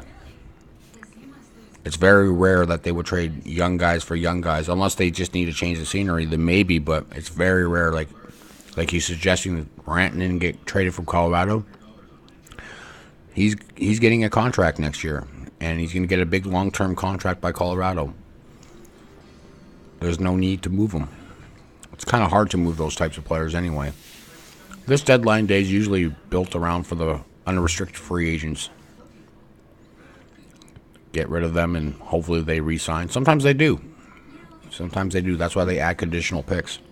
Saying, all right, if you sign with the team, then you give us this as well. So. But I don't know. I don't know. Scandella? I don't know. I don't know about the Leafs doing that. But you're going to have to get a contract back, maybe. I don't know. That's kind of hard because Zaitsev is very tough to move with his $4.1 million I think he makes.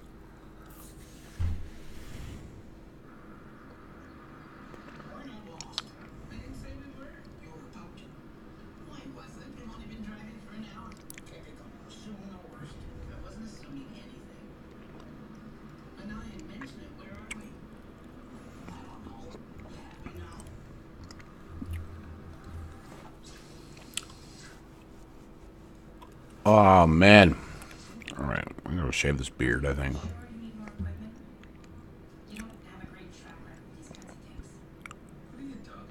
Really? That would be interesting, Jerry. I could see them moving Tyler Toffoli, though, today. Susan for a rental. Subban. I don't know. I don't think they would. I don't think Subban gets traded. I think they would want to keep him for his playoff push, but... Last year. But first, can we quickly flash back to Trade Center 2003? I'm James Duffy here in the NHL and TSN studios, which is basically today a giant war room. These guys are going to have phones attached to their head all day long. That was 16 years ago. So much has changed now. Look how many trade breakers we have back there. The only people missing are Jay and Dan. Yeah, peanut butter apparently, which is a problem. And, that's Dan O'Toole. Preseason baseball. Who could forget the O-Dog? All right. Well, enjoy your baseball. Watching. Are the Mets playing right now? Is he taking a selfie? And that's the Quizmaster. We can't reveal his identity, but he basically tells me everything to say, and I ignore him. I know what you're thinking. Why so serious, right? Why so Riveting times serious? at the rehearsal. Let's see what happens on Trade Center.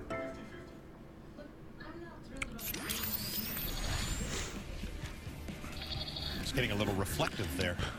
Islanders. Pensive sitting back. Who's that? Those are the Calgary Flames. Oh, they're they're in Long Island. Long Island tonight, huh? Surprising Islanders tomorrow night. Nothing from the Flames so far. If you missed it early in the show, Don Maloney was on there, senior VP, and he was saying they were really close to something big last night, but it did not happen, and so we wait and see what the Flames are doing. If you're just joining us here on Trade Center, the boys next to me are Dave Blue, Ray Ferraro, Jeff O'Neill, and Pierre Maguire. We're going to check in with some guys who've been really quiet for the last little while, and that would be Gord Miller and the trade breakers. Yeah, not a bad choice, James, but here's the thing, Bob. All right, cool. Normally, when a big-name player is traded at the deadline, it's before noon, it's the day before. We don't often see the biggest deal of the day go down late in the day, but Mark Stone is going right down to the wire. Yeah, flashbacks of Erik Karlsson maybe last year, although it's a different scenario now because Erik Karlsson had a year plus left on his deal and Mark Stone's an expiring contract. So, you know, we started the day thinking there were probably at least half a dozen really serious suitors, and that's minimum, half a dozen serious suitors for Mark Stone. They included Winnipeg, Boston, Calgary, Nashville, Vegas, the New York Islanders, maybe a few others. The only one that I think you can rule out at this point is the Winnipeg Jets, simply because The Bulls aren't very good this year, Jerry, but they got a lot of young pieces. That wouldn't include Mark Stone, and but I think They beat Boston the other night, which is shocking. Based on what But they got some good young players. with the Calgary Flames. Well, we had something big going last night, but it fell apart, and everybody presumed that was Stone, and that's probably a fair assumption. But people took that to mean, well, Calgary's out, and I don't think they're out at all. So, Yeah. on deadline day, especially Preseason, I don't really get excited for preseason ball. at your own peril, do you say these guys are in But or these guys are out? it is what it is. They were good, though. They've been good in preseason for the last few years, those but 5 teams, Boston, Calgary, Nashville, Vegas, and the Islanders, would be amongst the most serious. All right, Darren, what about Winnipeg? Done or not? No, Winnipeg isn't done. As we reported just after they acquired Kevin Hayes from the New York Rangers for the first-round pick and Brendan Lemieux, that they were now interested in adding a defenseman, whether it's a depth defenseman or a third pairing guy.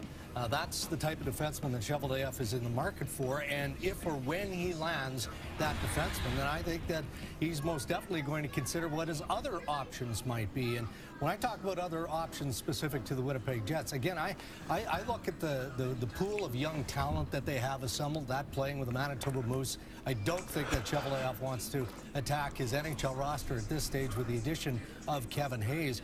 But I don't think that they're out on Wayne Simmons of the Philadelphia Flyers by a long shot at this point, but defense is a priority now. Paxton's pitching. A real value commodity, right? That's where I was going to go. It looks like you're reading my mind, Gordon. It's a short read.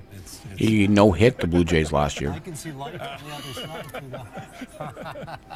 Yeah, a bit of a holding Welcome pattern on back. Wayne Simmons. And listen, what I'm being told is that, listen, Chuck Fletcher, who has a lot of picks and prospects coming, Ron Hextall left him a cupboard full of young assets, isn't, you know, desperate for just draft picks for Wayne Simmons. It could end up being that, but he is telling teams They didn't have very much interest in Vancouver. They had interest at the beginning, but people weren't going to games and they weren't making any money. So that's why they moved to Memphis. What I'm telling you is that this isn't one of those things where They lost interest over there, which is shocking because they came out great. A couple of quick updates. Pittsburgh Penguins have been decimated with injuries on the blue line. Brian Dumoulin and Chris Letang are not practicing today. And where a lot of people thought the Pittsburgh Penguins were maybe going to be in the market for secondary scoring, more offensive support, Marcus Johansson's name was tied from New Jersey to Pittsburgh there for a while. Nothing at all. They're just talking about possible players on the move.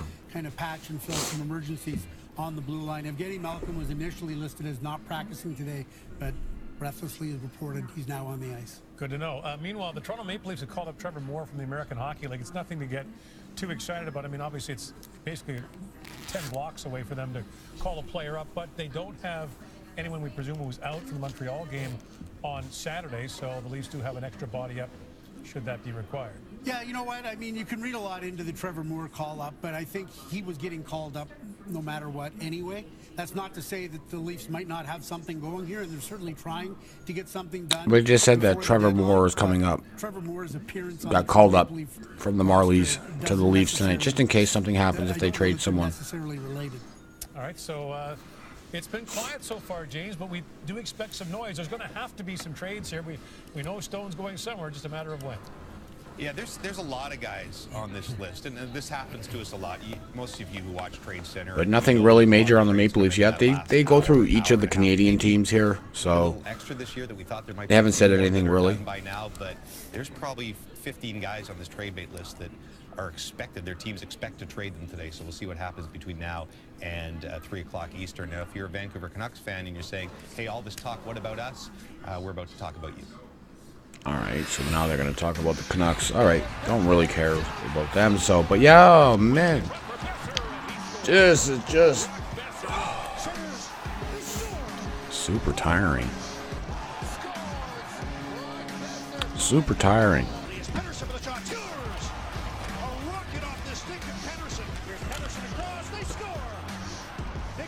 Just going to look at Twitter again. We're going to look at the Twitter sphere. We'll give them credit. They've hung around this year, although it has been not much of a race with all those teams in the West right now. But 6 points back, game in hand on the second wild card, Minnesota. Not impossible, but really somewhat unrealistic for Vancouver to make a charge at the playoff spot right now. Still some progress for the young players, and they have one of the best young players in the league in Elias Pettersson. Yeah, I do think he should have been suspended. I know he looked like he was coming down, but he leaned with his arm. So, yeah. Oh, that's beautiful, man. That's beautiful. That's a nice-looking jersey. But, yeah, I think I think 2 games is good for him. But I think 2 games, I think maybe a game would have been good, but they gave him 2. There's no way they were giving him more than 2 because their third game on this Wednesday is against the Oilers. Oilers against Leafs, so you would want him to be playing in Toronto. So I think 2 is fine, but I think a 1 game could have been warranted on that. It was his first offense, so. But I think it's okay. Yeah, he's not playing tonight. He won't be playing against Nashville tonight, but he will be back on Wednesday versus the Leafs. There's been nothing really to report there, F the Eagles.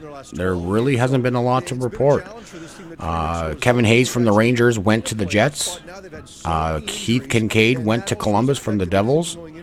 And Yurko went from Florida to Carolina. So, nothing really. You just finished work? Well, that's good. How do you feel about Weber? I didn't see that. I heard about it, but I didn't see it, so I don't know. I didn't see it, so I can't really comment on that. But I heard people complaining about it, but nothing really going on there at the Eagles. It's been very quiet. There's been rumblings about players, but that's about it. And you should go get some rest, Steve, unless you're just too wired from work. You got to take it easy for a bit and then take a nap. But I would like to get a Vancouver Grizzlies jersey. Sharif Abdul-Rahim would have been nice. Which way do you go? Do you sell? Do you try to help those players? Certainly you want to get the Edler contract done. And you Why are people saying the Sportsnet stream is bad? Because it is. This person in this chat is saying it. Hilarious. He's nibbled around the edges of his roster, and it could be the same this time around. All right, thank you, Ron. Here's the Canucks roster as it looks right now. As per usual, we highlight the guys they've traded for. There hasn't been much, minor deals mostly. Of course, Ryan Spooner coming over from Edmonton for that in that deal for Sam Gagner, but very little. Nibbling around the edges is a very good way to put it. Wow. For Farhall Lalji in Vancouver. A lot of injuries in Vancouver's bottom 6. Vertanen. Do they need to be careful and allow this entire thing to develop and let nature take its course, your typical sort of rebuild? Or do they have to try to speed up this evolution process because they have Elias Pettersson, who's one of the best young talents in the league? I don't think there's any need to speed it up. I think they're on the right track right now when you really look at it. I think Vancouver, with Bo Horvat, with Adam Gaudette, who we don't talk nearly enough about, with Thatcher Demko, with Jakob Markstrom, I mean, you look at all the players that they've accumulated. I think if they keep pace with the way they're developing it right now, in about a year or 2, they're going to be really good. I don't think they need any panic moves right now. My opinion, anyways. When you have a guy like Pettersson, he speeds up the process himself with his own play. It's an instant superstar. Every time he's on the ice, he's magic. So that they can tinker with that lineup, and I think Farhan said nibble around the edges. Take a look. If they don't make it this year, I think it's a long shot to get in this year. Next year, I think their expectation going into the season race should be to make the playoffs. Should be to compete for him for sure. Yeah, you know, it's interesting. interesting. The key thing for me about their three young guys, they're different. So Pettersson, he's the true superstar. He's the all-around player. He can score, he can pass. Besser's the pure goal scorer. Yeah, nothing which is, really. You know, obviously the hardest thing to do in the National Hockey League. And then you got Bo Horvat, who's kind of the consummate captain type of guy. So you got three different really key pieces up front. The backside, Stetcher, Hutton, Quentin Hughes. Yeah, nothing really going on. Thatcher Demko potentially are pretty good. But what I liked about what they did, you talk about speeding it out. By going out and getting Antoine Roussel and Jay Beagle last year, so they paid them over 4 years, and they gave them $3 million a year. And everybody said, why? Maple Leafs get Duchesne. They would have. Yeah, that's not going to happen, DeMar. Unfortunately, that's not going to happen. He's got traded to Columbus. I don't think he's going to be on his way to Toronto anytime soon. Plus, they don't have the cap money for him. So, unfortunately, unless he signs there in the offseason and get rid of a contract. But I don't think they need any more offensive help. They need defensive help more than anything. It would be, but I just don't think it could happen. Thoughts on the Islanders, man? I think they're great. I think they need to add. They need to add a forward. They need to add another forward to their mix.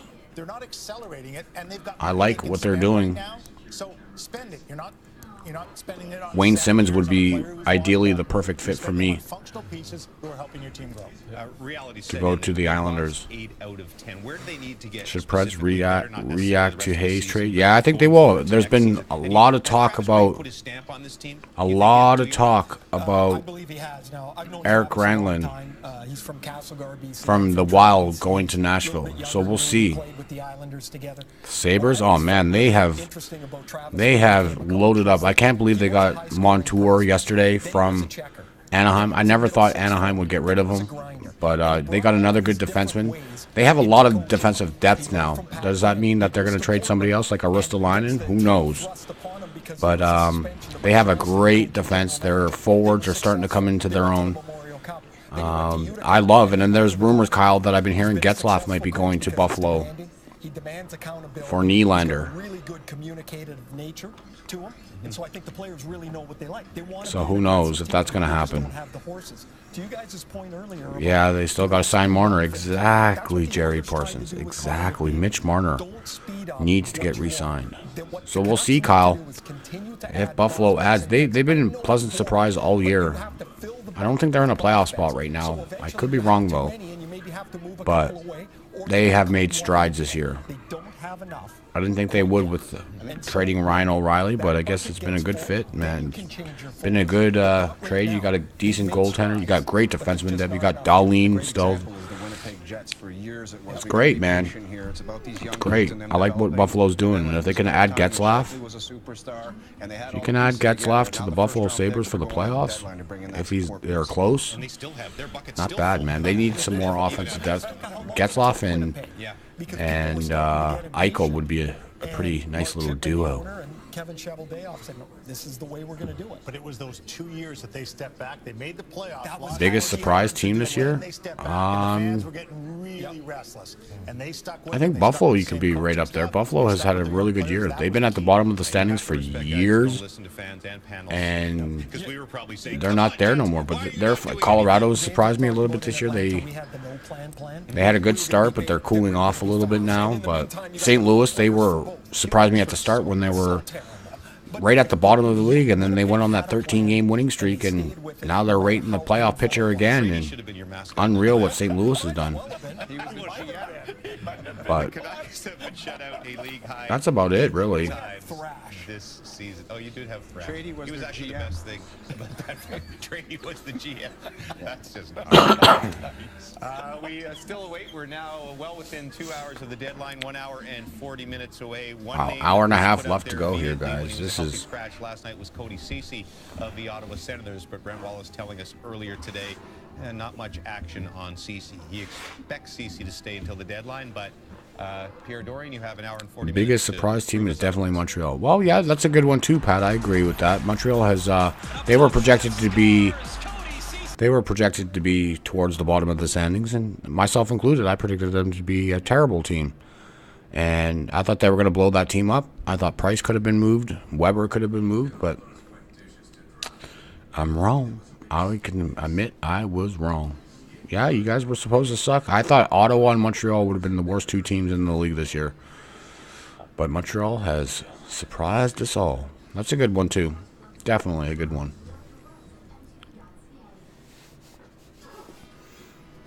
But they need to get bigger, a little bit bigger.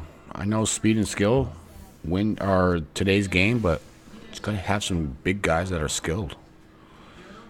Like a 6'2", 6'3". Welcome back.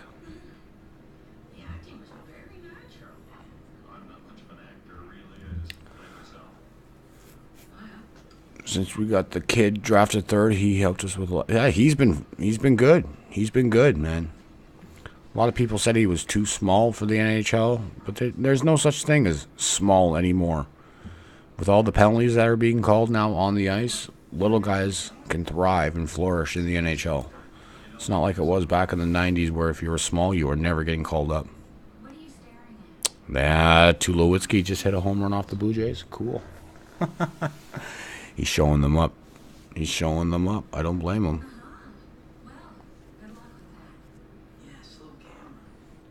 Zadina, yeah. You know what? It's all good. I'm going to take a look at this channel really quick. I just wanted to give this guy some love.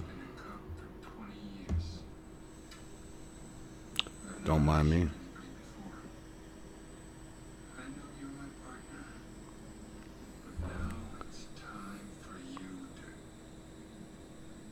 Just wanted to say hello.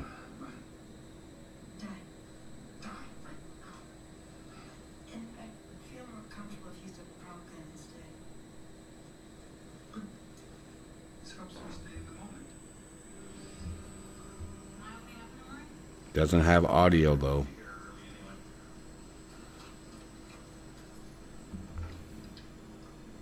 Might be on mute.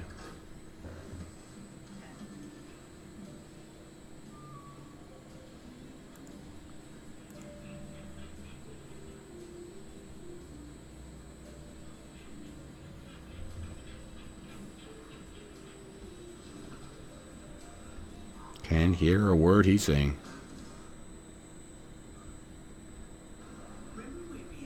You on mute?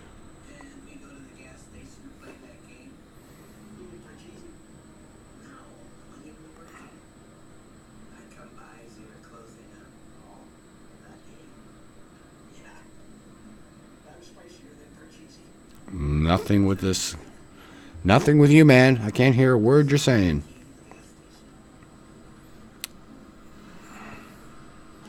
Alright. I gave my love there. I'll go back, see if he fixes it. I gave my love there. I'll go back, see if he fixes it. Alright. Alright, let's see. You people said we could have... Yeah, yep. Is he playing in the NHL right now? Is he playing right now? Is he playing for the Wings? I think that's where he went, right? Zadina? Payarko or Pesci to the Leafs. I could see more Pesci than Payarko. I think right now they are happy with their team, St. Louis. I don't think they would trade Payarko. Maybe if they were out of it, it's a kind of a possibility. I don't think maybe Pesci, but go after Dougie Hamilton if anything. But maybe he's still not that old. But yes, thanks, James. We have to go all the way back to 2010, the year the Chicago Blackhawks oh, he did. Okay, Stanley Cup. I didn't know that, By the way, Elias. which I thought that I didn't know Jonathan that. Toews should have won Canadian Athlete of the Year, but he didn't. Regardless, let's get back to what we're talking about here. They were the last team to have not added a player in the deadline period between January 1 Michael and trade Kempney. deadline day. It's become part of the Stanley Cup winning formula. These are the most prominent players added over the past 8 years, including 2011 Bruins, who acquired 3 players. Yeah, Substantial roles. Chris it Kelly, would. You'd probably have to give a first rounder. So, Frank, I mean, what's the best example? Would have to get a the first value rounder. A deadline period acquisition can bring. I mean, there's no looking at question for me, Tess, that it's Marian Gaborik. You think back to the job that he did in those 2014 playoffs, leading the Stanley Cup playoffs with 14 goals, and then you look at what he was traded for. Matt Fratton and a second and third round pick, a tremendous acquisition for then GM Dean Lombardi, and certainly a big part of their Stanley Cup playoff run that year. There's been a total of 516 players traded since 2006. NHLers I wanted Stone to the and AHL Leafs, players. but Ottawa hates the Leafs. Only 7 of them have gone on to win a Stanley Cup. Yeah, they probably would never 100%. trade So something how like that. important are these trades exactly? Oh, they're huge. They're significant in a big way. So, in honor of the silver They're talking about Sens from the 1920s, 7 who won right away. Deadline deal cup the winners. silver 2006, Seven Mark guys Recchi, Brad acquired May, on and deadline day 2007, that Brad have gone to Stewart. have their name engraved on the Stanley Cup. You Gaborik, think back to Michael Kempney last year. Desjardins. Yes, he was On a pickup and Andrew a value pickup Desjardins. at that, one of Well, the best of all time, but Mark not Streit. on deadline day. And Mark Streit is the most recent, of course, from the Pittsburgh Penguins in 2017. The fascinating thing about Mark Streit, you see his name engraved there on the Stanley Cup. He did not actually meet the requirements. They had to petition the NHL to have his name engraved on the Stanley Cup. He only played in 3 Stanley Cup playoff games, none in the final. So certainly Mark Streit is now on there forever, and also an interesting part of trade deadline lore. Nice of them to actually Interesting. get his name on there. That's huge. All right, James, I guess we're going to Wow, okay, I didn't know that. All right, thank you guys. We continue to roll along. Let's get more from Gino and the boys on the deadline panel. You're right. All right, JD, and you know what? Things almost always with you at the helm run really smoothly here, but things don't always run smoothly on NHL clubs. Nope. Sometimes it's time to sit If I were down. Ottawa, I would trade Stone to the Avs for their first back and include a first and 20.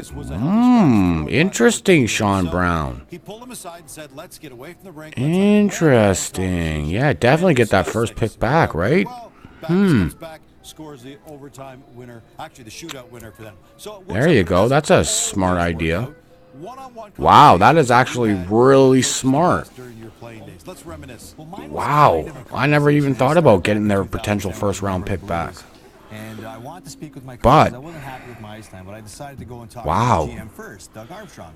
Do you think Colorado would do it, though? Said, well, I'm the GM, go talk to the Yeah, so wouldn't that make sense to trade with Colorado to get their own first-round pick back, so you have the first pick back, and then you give them a future... Yeah. And shout out to the Sports Live in the ATL. He wanted me to shout him out yesterday. Sports Live in the ATL. Cool guy, just chooses the wrong teams to cheer for. Calgary Flames and Calgary Stampeders. I'm not showing any love to those teams, but I'm going to show some love to you.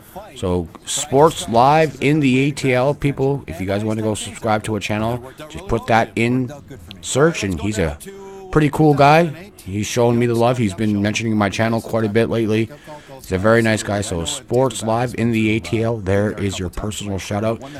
And seriously, I'm thinking about adding logos to my streams, guys. If you guys can actually put transparent logos together and send them to me, I'll support the ones that have been supporting me in my streams with their logos. So, yes. That's what's up. But yes, Sports Live in the ATL, shout out to you. I know you're probably not watching this, but I did shout you out, and you're welcome. Just don't like your teams, but that's okay. You're not a bad person, though. A little friendly chirping, that's all. But yes, what is up, everybody else? Do me a favor, shout out at Sutter's Revenge on Twitter. Sutter's Revenge. At Sutter's Revenge. Let's take a look at Sutter's Revenge. Let's see. You had a big game against the Habs too. I guess you're a Canucks fan? Had a couple goals against the Habs. Am I guessing that correctly? Which, anytime you get to win up in that Bell Center. No, there is no Sutter's Revenge. Wait, hold on. Kings, all right. Series-winning goal on Carey Price. I don't see Sutter's Revenge. That was a big thrill. Oh, never mind. Never mind. Hold on. I see the S. I see you. There we go. Shout out to the Sean with the Drew Doughty. The Drew Doughty. Gotta shout out Drew Doughty. Sending some love. All right. Shout out to you, good sir. Oh, what's that? What did I do? Don't cancel. Shout out to Sean. There we go. You just got a tweet there, man. You just got a tweet. There we go. And I'm going to retweet that one right there that he just put there in his recent 24 minutes ago tweet. There we go. All right. So there you go. Kings. All right, that's cool though, man. Do you think Toffoli's going to get traded today? There's been a lot of talk about Toffoli possibly leaving the Kings. I was kind of hoping the Oilers would go after him a few months ago because there was rumors about him going to the Oilers. Is he getting better? I don't know. Yeah, there you go. Kobe needs a playoff team. He is a great. Yeah, see, yeah, man. So there you go. Yeah, that's another one too. Could Kovalchuk be moved? There was talks about him being moved a few weeks ago too, that they might move him to another team. But I'm surprised, like, with that talent that they have down there. But they're getting a little bit older. Kopitar's getting a little bit older. Jeff Carter's back is probably feels like he's 90.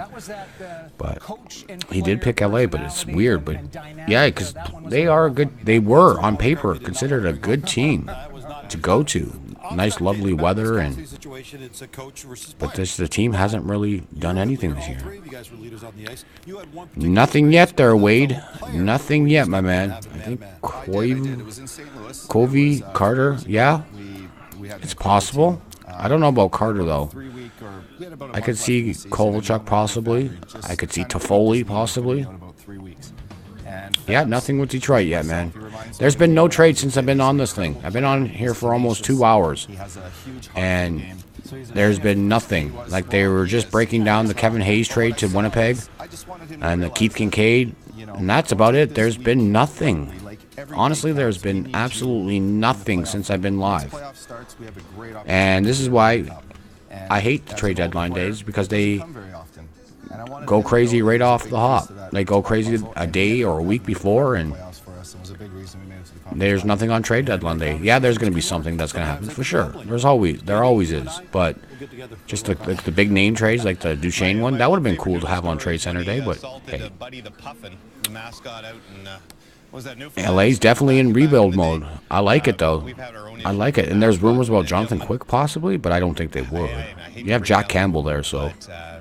What's up, QC? Carter won't bring a lot. Yeah, Trevor Lewis moves today. You think so? All right, I'm back. Has Simmons been move traded yet? No. No, he has not. All right.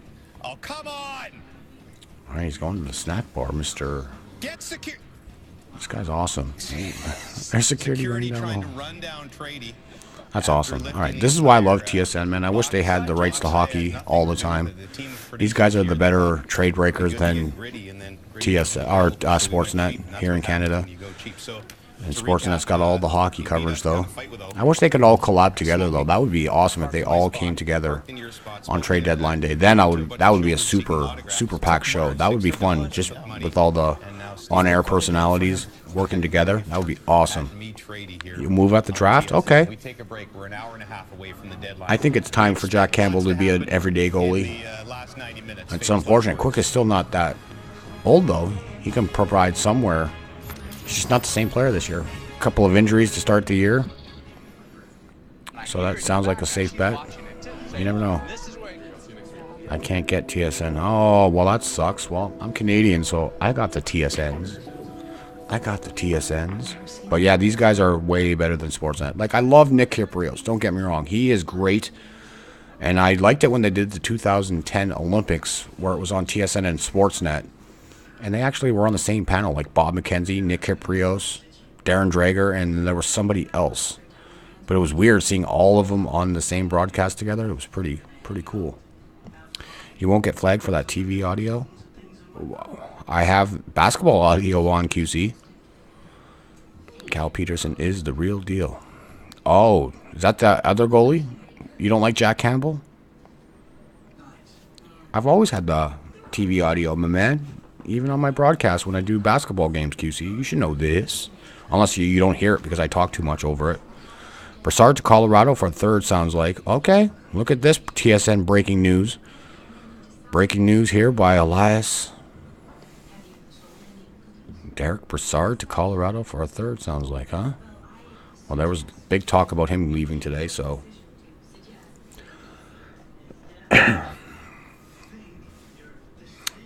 He's been all right. Cal Peterson, he's good. Jack Campbell's good. Yeah. He was great when he was with Windsor. He won the Memorial Cup with Windsor. Peterson is legit. All right. Yeah. Is that the one? Is he number 70, I think? No, not that used to be. Wait, I don't know what number. He had a high number, but he catches with his right hand, right? I think that's who it is. I remember. I think Edmonton lost to him one game earlier in the year. In Los Angeles. I think he started a game. I think he catches right. Brassard to Colorado. Ooh, look at this. Breaking news here, everyone, huh? Right, but I thought you usually kept it low volume. Is it loud? It was louder a minute ago. Yeah, that was because I'm on commercial, but... Is that loud? Is that considered loud for you, QC? Okay, good. Yeah, so Peterson and then Campbell being the goalies for the Kings' future. Yeah, that sounds pretty good. See, that is loud. QC? Could be. Could be louder. Maybe it is. I just don't know. No one tells me nothing. You're the only one that did. Oh. Looks like Drager with the tweet. Derek Brassard traded to Colorado. All right, there you go. There you go. There's one trade since I've been live. Yay! Watching during class. Be careful, man. Be careful. Or the police will come for you. I hear the sirens now. Quick, turn off your phone. Quick. Lehman scores. Kelly Rudy. Oh, they're showing against the Kings in 93. Sorry, Sean Brown. They're showing this 93 Stanley Cup Finals. The last time a Canadian team won the Stanley Cup. You're at work? Cool, dude. I got to go to work in a bit. Like at 3:30. Once my kid gets home from school, I'm going to take off. I don't even know what time I start tonight. I should go take a look at that at some point. I think it's 6. Could be wrong. Brassard deserves a better team. Why do you say that, Elias? Why do you say that? Isn't Colorado right in the thick of things, though, for a playoff spot? Maybe he can make them better. Cups won since 94. Yes, Rangers, Devils, 3. Wow, Chicago 3, Pittsburgh 3, Washington 1, Carolina 1, Tampa 1.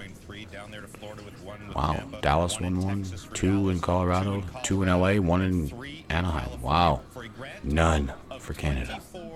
Hit the bag, yeah. Yep, peace out.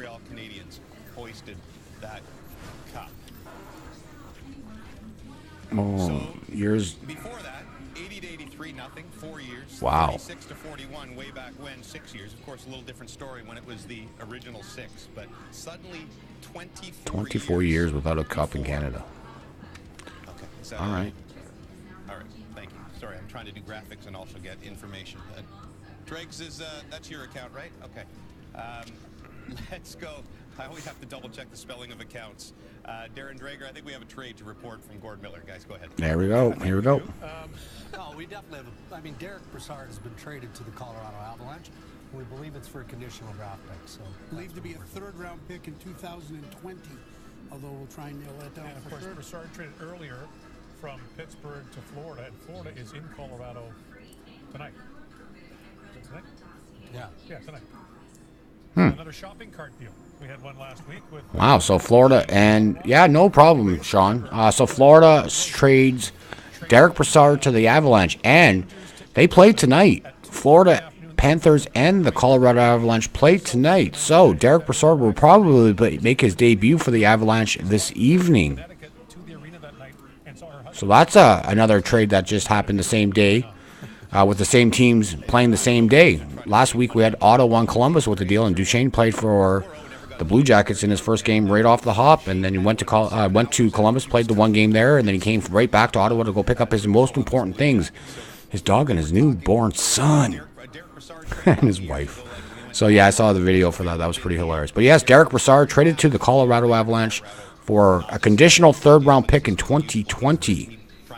So Derek Brassard will play for the Avalanche as they face the Florida Panthers tonight, the team he was just traded for. Cups, bowls, why are the championships named after dishes? I don't know, man. That's the way it is. Like, it's weird. Like, the NFL is what? The Lombardi Trophy. That's it. Cups, bowls, dishes. Excuse me. So make sure you subscribe, Sean Brown. Make sure you subscribe to the channel. I'll be doing live reactions to NBA games, which I've been doing a lot lately. I do live reactions for NHL games as well. I do play-by-play for NHL as well. That's probably going to happen during the playoffs. That's where I get more viewers. But I expect it to be pretty good once I start doing some hockey streams during the playoffs, because that's where people come from all over the world. I got some people from Finland last year, Sweden coming in. It was pretty cool last year. I started doing the live reactions last April, and we're coming up on a year, even though I've had this channel forever. But, yeah, sub it up, man. Sub up. Any chat on the Sabres still? Nothing yet, Kyle. But I've been hearing from yesterday that Getzlaf could be on the move to Buffalo for Alex Nylander. I will. No MGA, though. That's cool, dude. That's cool. But I will be covering NHL playoffs as we go along as well. I'll be rotating from NBA to NHL. Every night there will be a different stream. It's not going to be strictly NBA unless it's a really good matchup. But who knows? But I will be doing NBA for the rest of this season. And then NHL will be coming up during the playoffs with NBA playoffs. And hopefully we can do some Stanley Cup games like I did last year in June. Because I'm not going to be working as much during that month. I'll be just working at the Blue Jays Stadium during that time for the most part. So we're going to be doing a lot of streams come April, May, June for sure, guys. Except for Wednesdays. Maybe Wednesdays I won't be streaming at all because my kid plays baseball himself. But I could probably do a late game if there is one. Maybe. But yeah. It's all good though. But yeah, thanks, man. Thanks for coming in, Sean Brown. It's always nice to get new people coming into the channel. I enjoy it. So it's cool. And you should put your avatar, Sean Brown, so I know who you are next time with a King's avatar or something so I can remember. But I'm pretty good with names, so if I see your name come in, I'll probably remember who you are. Are you in California as well, Sean, to be a Kings fan? If you go back to the playoffs, when they played Nashville in the first round, they could have beat Nashville. That was a good series. Dangerous team. They got to get it together. All right. In terms of consistency, but they almost beat Nashville. Is that there we go. Yeah, there's the trade honor. The trade tracker is already there. You're so right. That was a swing. A couple Derek Brassard. could have easily swung that series Colorado's way and would have been a Colorado also gets a 6th-round pick in the deal. All right. Yeah, man, just so I know who you are. Just so I know who you are. I'm pretty sure I will, Sean, though. Pretty sure I know. You're in California, too? How do you not like NBA, man? It's like a big hot market for NBA. NFL? Do you like NFL? Are you a Rams fan? Where they could be in 5 years. We've looked at offer sheets, and now we're going to look ahead to the awards season. The Jack Adams About 2 hours north of San Diego. Wow. That's beautiful country down there, man. Never been to California. Always been a dream. Always been a dream to go to California. Almost went once when I was a younger boy. I think he's going to win the award. The New York Islanders are in first place. Steve Simmons. This guy's the worst. Last season, they're first in the NHL in goals against. This season, that's never been done in the modern history of the NHL. Barry Trotz should run away. You gotta leave. This guy's the worst. Used to. Okay. Yeah, I like Cooper. That's all right. But hockey's the best sport in the world. Even though if you look at my channel's previous videos, you see NBA. It's just a lot easier to do the play-by-play for NBA than it is for hockey right now. Like, I don't know everybody in the league, so it's kind of hard. And with all the numbers being so high and then all these new names I don't know, I still do it because I love hockey. Hockey's my passion, though. Let's just get that clear right off the hop. Hockey is my passion. Basketball is not even my passion. It's just easier to do the play-by-play for live reactions. Much easier. The funny thing is that Calgary is the team that's doing this. Oh. Well, your wife is a keeper then. Strictly hockey, that's cool. Purple Crush Soda. Yes, QC, definitely. You got that right, man. You got that right. Yep. Bringing up bad memories again, man. That reminds me, I should go grab that Coke now. It's safe to say to have a Coke now at 1:43 in the afternoon. I think it's fine. I had an orange juice. I was good. I had an orange juice. Yeah, I think it's safe. But yeah, I had orange juice. I was a good boy. Had a healthy drink to start the day. Gotta get. I got ready for work right when I woke up at 11 o'clock. I got ready right away. So once my son gets home from school, I'm out of here. 3:30. He should be home about 3:15. So I'll probably go right till 3:30. That's the time I'm gonna leave. Is 3:30, and then I'm gonna get out of here. I'm gonna get to work and work the Leafs and Sabres game tonight downtown. Downtown. But yeah. So that's what I do. I work at the Leafs arena. It's going to be fun tonight. Should be a good game. Buffalo and Toronto tonight. Those games are always good. And then they're back here on Saturday, too. Can you believe that? They got a weird schedule, the Leafs. They got Sabres tonight. Then they got Edmonton on Wednesday. And then they got Buffalo again on Saturday. I drank too much Crown last night for no reason. Feeling toxic this morning. Well, QC, that's what you get. That's what you get. And live in the ATL was live last night, too, for like an hour and a bit. He opened my eyes to a lot of things. And that's things I like, you guys are telling me about the sports community. There's names I don't know. And if people are coming into my streams, I guess people were telling me about this Patriots GOAT. I had no idea who it was. But it was kind of weird. The day he comes into my chat for the very first time last week, QC, for the All-Star game, I'm live for 30 seconds. And the next thing you know, my channel gets taken down on a copyright claim. Like, it made no sense. I don't want to put the two and two together, but it was just weird that my channel will get taken down right off the hop. And then someone says like he flags channels all the time, so it kind of made me weird. But I just don't know what people to look out for. So I'm trying to ask people, but I don't want to get people upset with me in that regard. I just want to know who I should look out for, because this live in the ATL guy was saying all these guys come to people's channels and try to sway you to join their groups. And I'm gullible. I don't know. I'm new to YouTube still. So it's kind of weird. I'm kind of new to this sports community aspect. There's been a lot of great people here that I've met, but I kind of want to know the bad apples so I can stay away. Yeah, that's... I see that. I see that with the Patriots GOAT. And what he was saying yesterday in the chat was pretty brutal, but it's just like there's other names. There has to be more people that I should look out for. Someone said something about a name Jesse. What? I just want to know. I was thinking about following live in the ATL's Twitter and ask him just so I can be prepared. But he didn't want to mention anyone on his stream yesterday, so I was like, okay, that's kind of respectful. But I just want to know on a personal, you know what I mean? As a personal. Just to give me a heads up on who to look out for. What's up, Mavens? Hey, STN. Did you get your audio fixed? Did you get your audio fixed?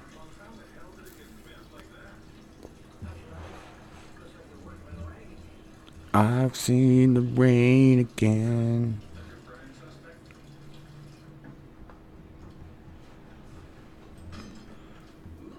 But very quiet. We're coming up on 1 hour left. Holy cow, that's the second hour went. Yeah, well, thanks for the heads up there, QC, about him. And there's like a few people that did. But I give everyone a chance, really. I do. I'm kind of nice. But if I get word on certain people, then I just won't interact with. It'd be glorious. Criminals. Wait, what about Colorado? Colorado traded for Derek Brassard today. Criminals. Derek Brassard from Florida to Colorado. And they played tonight, too. So that guy, Derek Brassard, will be playing for the Avalanche tonight. Most likely. How you doing, bro? I got my first real... Oh, boy. That's not good, gold-blooded. Got to learn to wash. It's not good, man. Mavens, I don't think is. I think he's just here for support. What's up, Jabril? Looks like our Oilers are going to be quiet today, man. They don't look like they're going to be moving anyone for significant return. So, if anything, they might move a contract out. They'll try to for free agency, like Chason might go, but I don't think he will. I think he's going to stay, but you could move someone like a Benning or maybe a Petrovic. But yeah, we're going to be pretty quiet today, I think, which is not good because I was hoping the others would try to get somebody to go. They got 21 games left on the season. They're only 8 points back of a playoff spot. They can go on like a 5 or 6 game winning streak and be right in the thick of things, but who knows? Bill Steiner. Nothing with the Penguins yet, man. Nothing yet, but there's been talks about adding a piece for their defense because right now they're kind of... They got a little bit of a injury bug on the defensive side, so they're looking at maybe possible defensemen to replace some of the lost men on the D aspect. Now he'll get a name on a jersey. It doesn't take long to make a jersey, especially if you are good at it. You can make it in like 10 minutes. He'll get a jersey and his name on it, for sure. Hit the like. Yeah. Alex Martinez or Derek Forbert are available. Really? The guy that wins you the Stanley Cup is available for a trade? Maybe it's the money. Is he a free agent at the end of the year? Yep. Yes, it did. Brassard is now a Colorado Avalanche. That's been the one trade on the day. No, he's not a free agent. He's got some term left. He probably makes a pretty penny, though. He probably makes north of $4 million per. But Derek Forbert, he's a good defenseman. He's still kind of young, too, I would think. He makes $4. All right. Interesting. Sabres trade defenseman to Penguins? You know what, Kyle? Buffalo has plenty of defensemen, but I don't think they would trade within the same conference. You never know, though. You never know. Could happen. Yeah. It was a cord. All right, cool. What did the Coyotes need? I don't think they need much. They traded Jordan Wheel today, QC. Do you know that name? They traded Jordan Wheel to Montreal today for a prospect. Chaput. But I think the Coyotes need... They got the defense. They got a pretty good defense. Young defense. Goaltending is not too bad. Darcy Kemper is a pretty good goalie for them. They could use probably another top 6 player if they can. We have one so far, King PJ. Derek Brassard from Florida to Colorado. That's the only one that's happened since I've been live. Marty has 2 years after this one. Okay, so yeah. You're probably going to have to take some money back, or LA is going to have to eat some of the money if none of that happens. Okay. Nope, I don't know who that is. But I think they need another scorer on Arizona. They got some good players, but they got a lot of players up from the minor league team right now, and they're clicking right now. You don't change that. You have this kid Garland.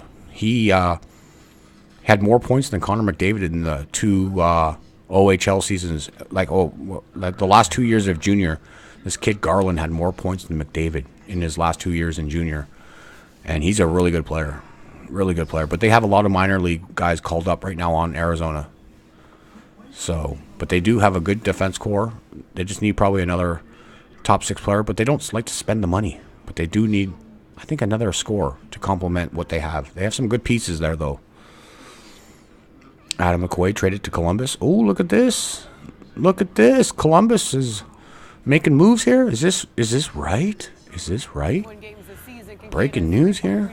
All right, Darren Drager hasn't updated yet, but maybe it will be suited. If Adam McQuaid goes to Columbus, they're going all in. Yeah, what are they giving up, though? All right, we'll find out in a minute. We'll see what happens. I'll let you know when that happens. Or if someone else lets you know. But I'm going to go get that Coca-Cola now. I'll be right back.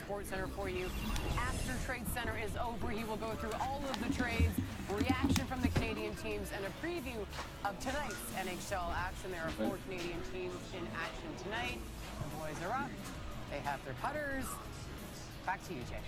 Yeah, we expect the trades to start coming down. So this is our last golf chance. Our folks at Golf Town sponsoring us today. O-Dog's going to give it one more shot. He was perfect last time. No, he's gone left. You see, you guys were all in your glory the last time. I'm going to go last. They made odds on the Trade Breakers panel.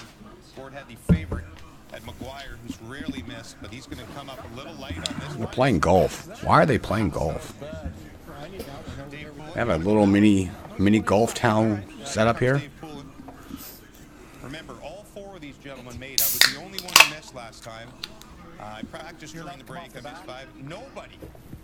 Nobody's going to make. Ray Ferraro with a chance. The man who scored 108 goals in June. No, they're not Beats. They're just regular headphones.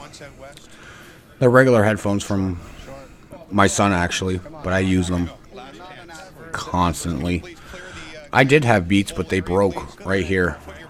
I bought them used, and I had them for about a year, and then it just fell apart.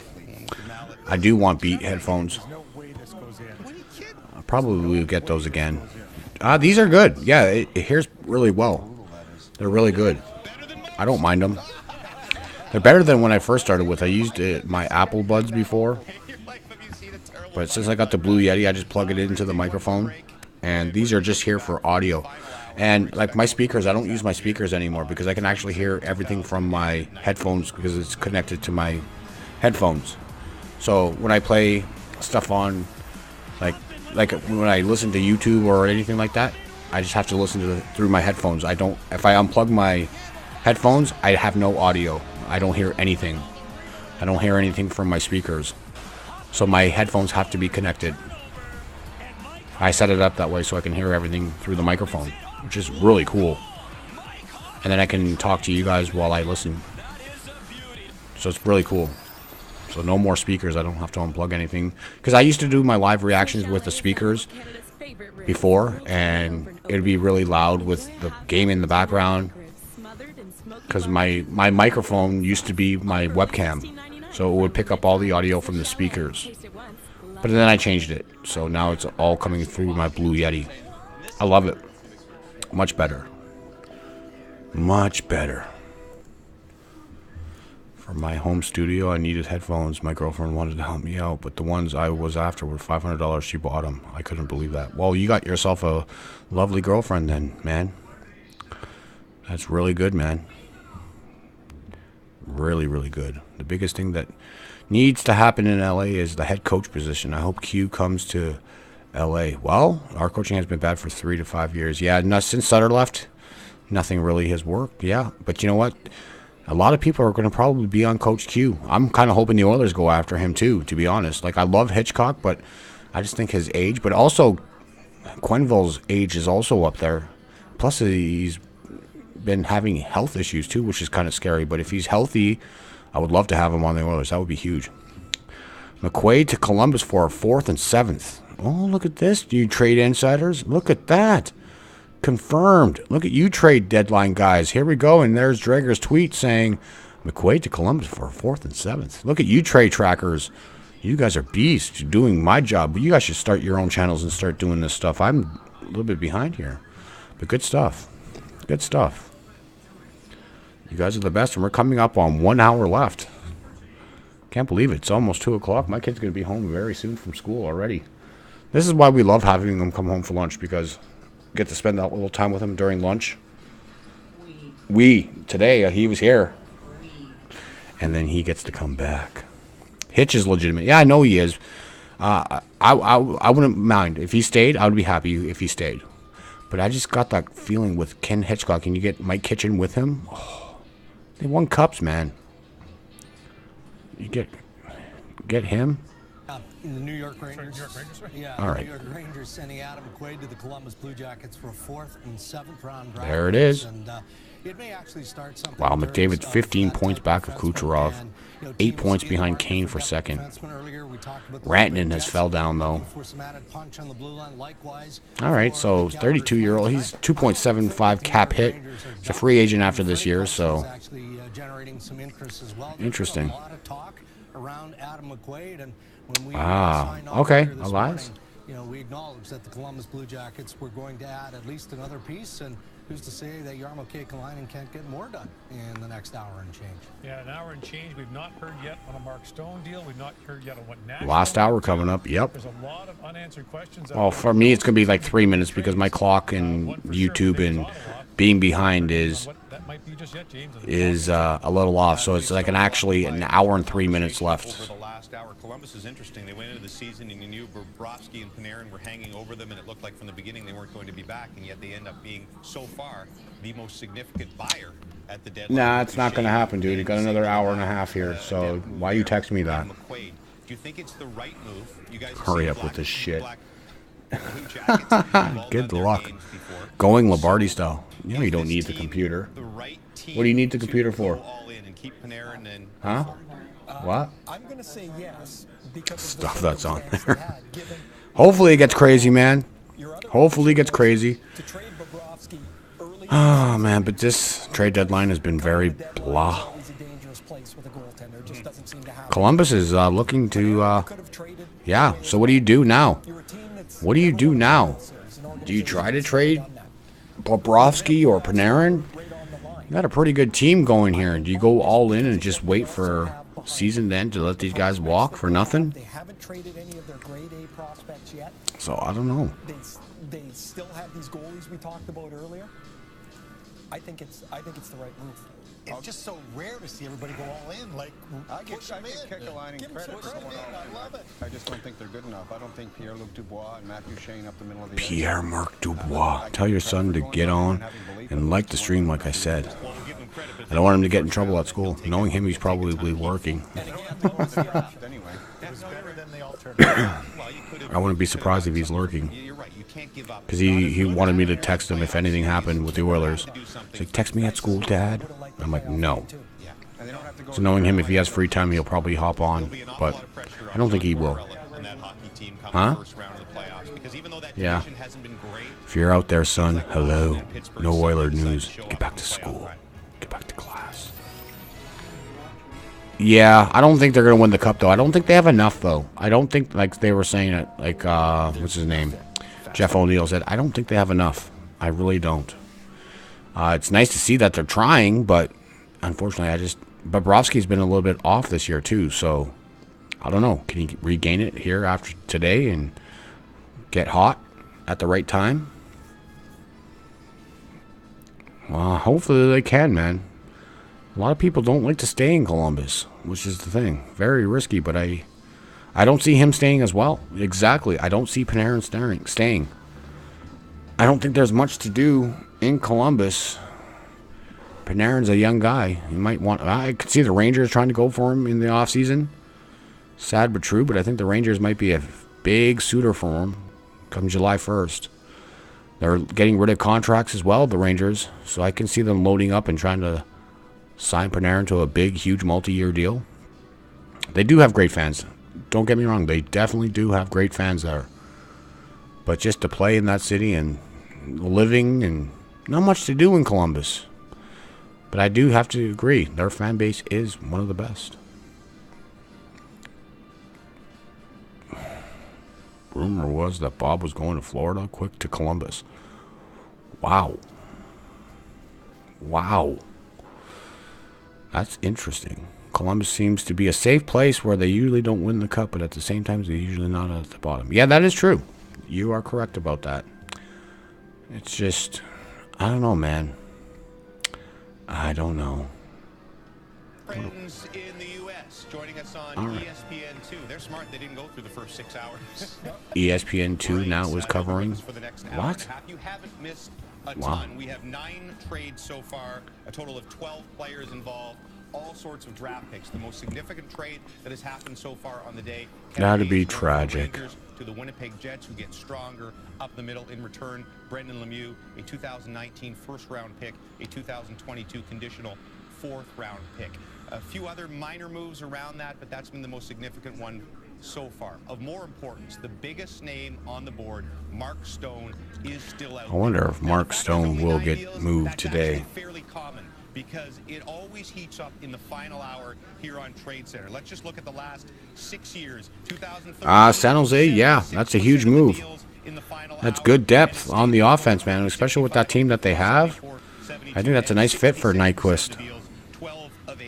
Definitely like what they did. It's all good, Declan. I understand completely, but thanks for sticking around, bud. Come on, make moves, Blake. Come on, Rob Blake. Come on, Rob Blake. I met him a couple years ago. My son likes to collect autographs, so we went to go visit the LA Kings because they had a Native American player on the team. So we didn't get to meet him, but we got to meet Rob Blake. Oh, can that be another trade? Here with Darren Dreger, Pierre LeBrun, and Bob McKenzie, and it is very rare that the most sought-after player at the deadline is still available with an hour to go. Yes, and obviously, I guess all right. Captain Obvious by say that it's getting closer because, well, it's 2 o'clock and the deadline's at 3 Eastern, but there is every reason to believe trade derby is in the final moments. Who could be there this year? I think maybe Tampa might have enough to get over the hump. Calgary's been really lights out this year, but them coming out of the West, if Calgary can add something here in the next hour, I think they could be major players this year. I wouldn't be surprised if it was something like Tampa and Calgary again in their repeat of 2004. Like right now, those are the best teams in the East and West. I hate picking the top teams in each conference to go to the Stanley Cup final. I would love to see Toronto get there. I predicted them to be in the Final Four, and if they can get into the Eastern Conference Final, Tampa, and they beat Tampa too, which is crazy. So I would love to see the Maple Leafs get in. That would be great, but I'm not sure. Oh, Capitals and Vegas again? I don't know, man. I just don't know about Vegas this year. I could see them being beat in the first or second round this year. That's the Vegas. Yeah, they're second year in the NHL. Carolina's they're in a playoff race, and if they were going to move Ferland, I think they need to have another forward acquired by 3 o'clock to make it happen. On Simmons, the Flyers are ready to keep him if they don't have a team step up to what they're. Yeah, I don't think Simmons will resign in Philadelphia. I don't know, but you never know. Tampa versus Calgary. What? Yeah, see, that's good. Yeah, Calgary, Winnipeg is another team. Winnipeg looked really good last year in the playoffs until they met Vegas, but Nashville's another team that could be a Cinderella again. Vegas, yeah, they were the Cinderella last year. The year before that, it was Nashville. I mean, listen, Marcus Johansson's still out there as well. But does Nashville have to do something? Where the hell am I getting beat? They don't feel like they have to, but I do feel like they've left no stone unturned Open your over the eyes. last couple of days. Oh yeah, open my eyes under here. Down to the wire here, and as we said, James, it really is unusual to see it this late. All right. For a player like Stone, a 28-goal scorer already But if for Ottawa this year. Nashville is looking to add a piece, I heard Granlund's name. I've been hearing Simmons. In all Canadian cities, the busiest guy over the last couple of weeks has been Brent Wallace for the second straight deadline. All right, we'll see. Vegas first line isn't the same. No way to get past round 2. Yeah, I don't think they have that team this year. Like, they have most of their pieces. They added Stastny. You think that would have been a great? They added Pacioretty. They lost James Neal though, but that's about it. And Carlson's having a down year this year. He's not the player he was last year after those 40 goals last year. Don't even know how many he has this year, but they're just not the same team. They're just not the same team. Fleury is being overworked, I think. Fleury's been used quite a bit this year, and that could be a problem come playoff time.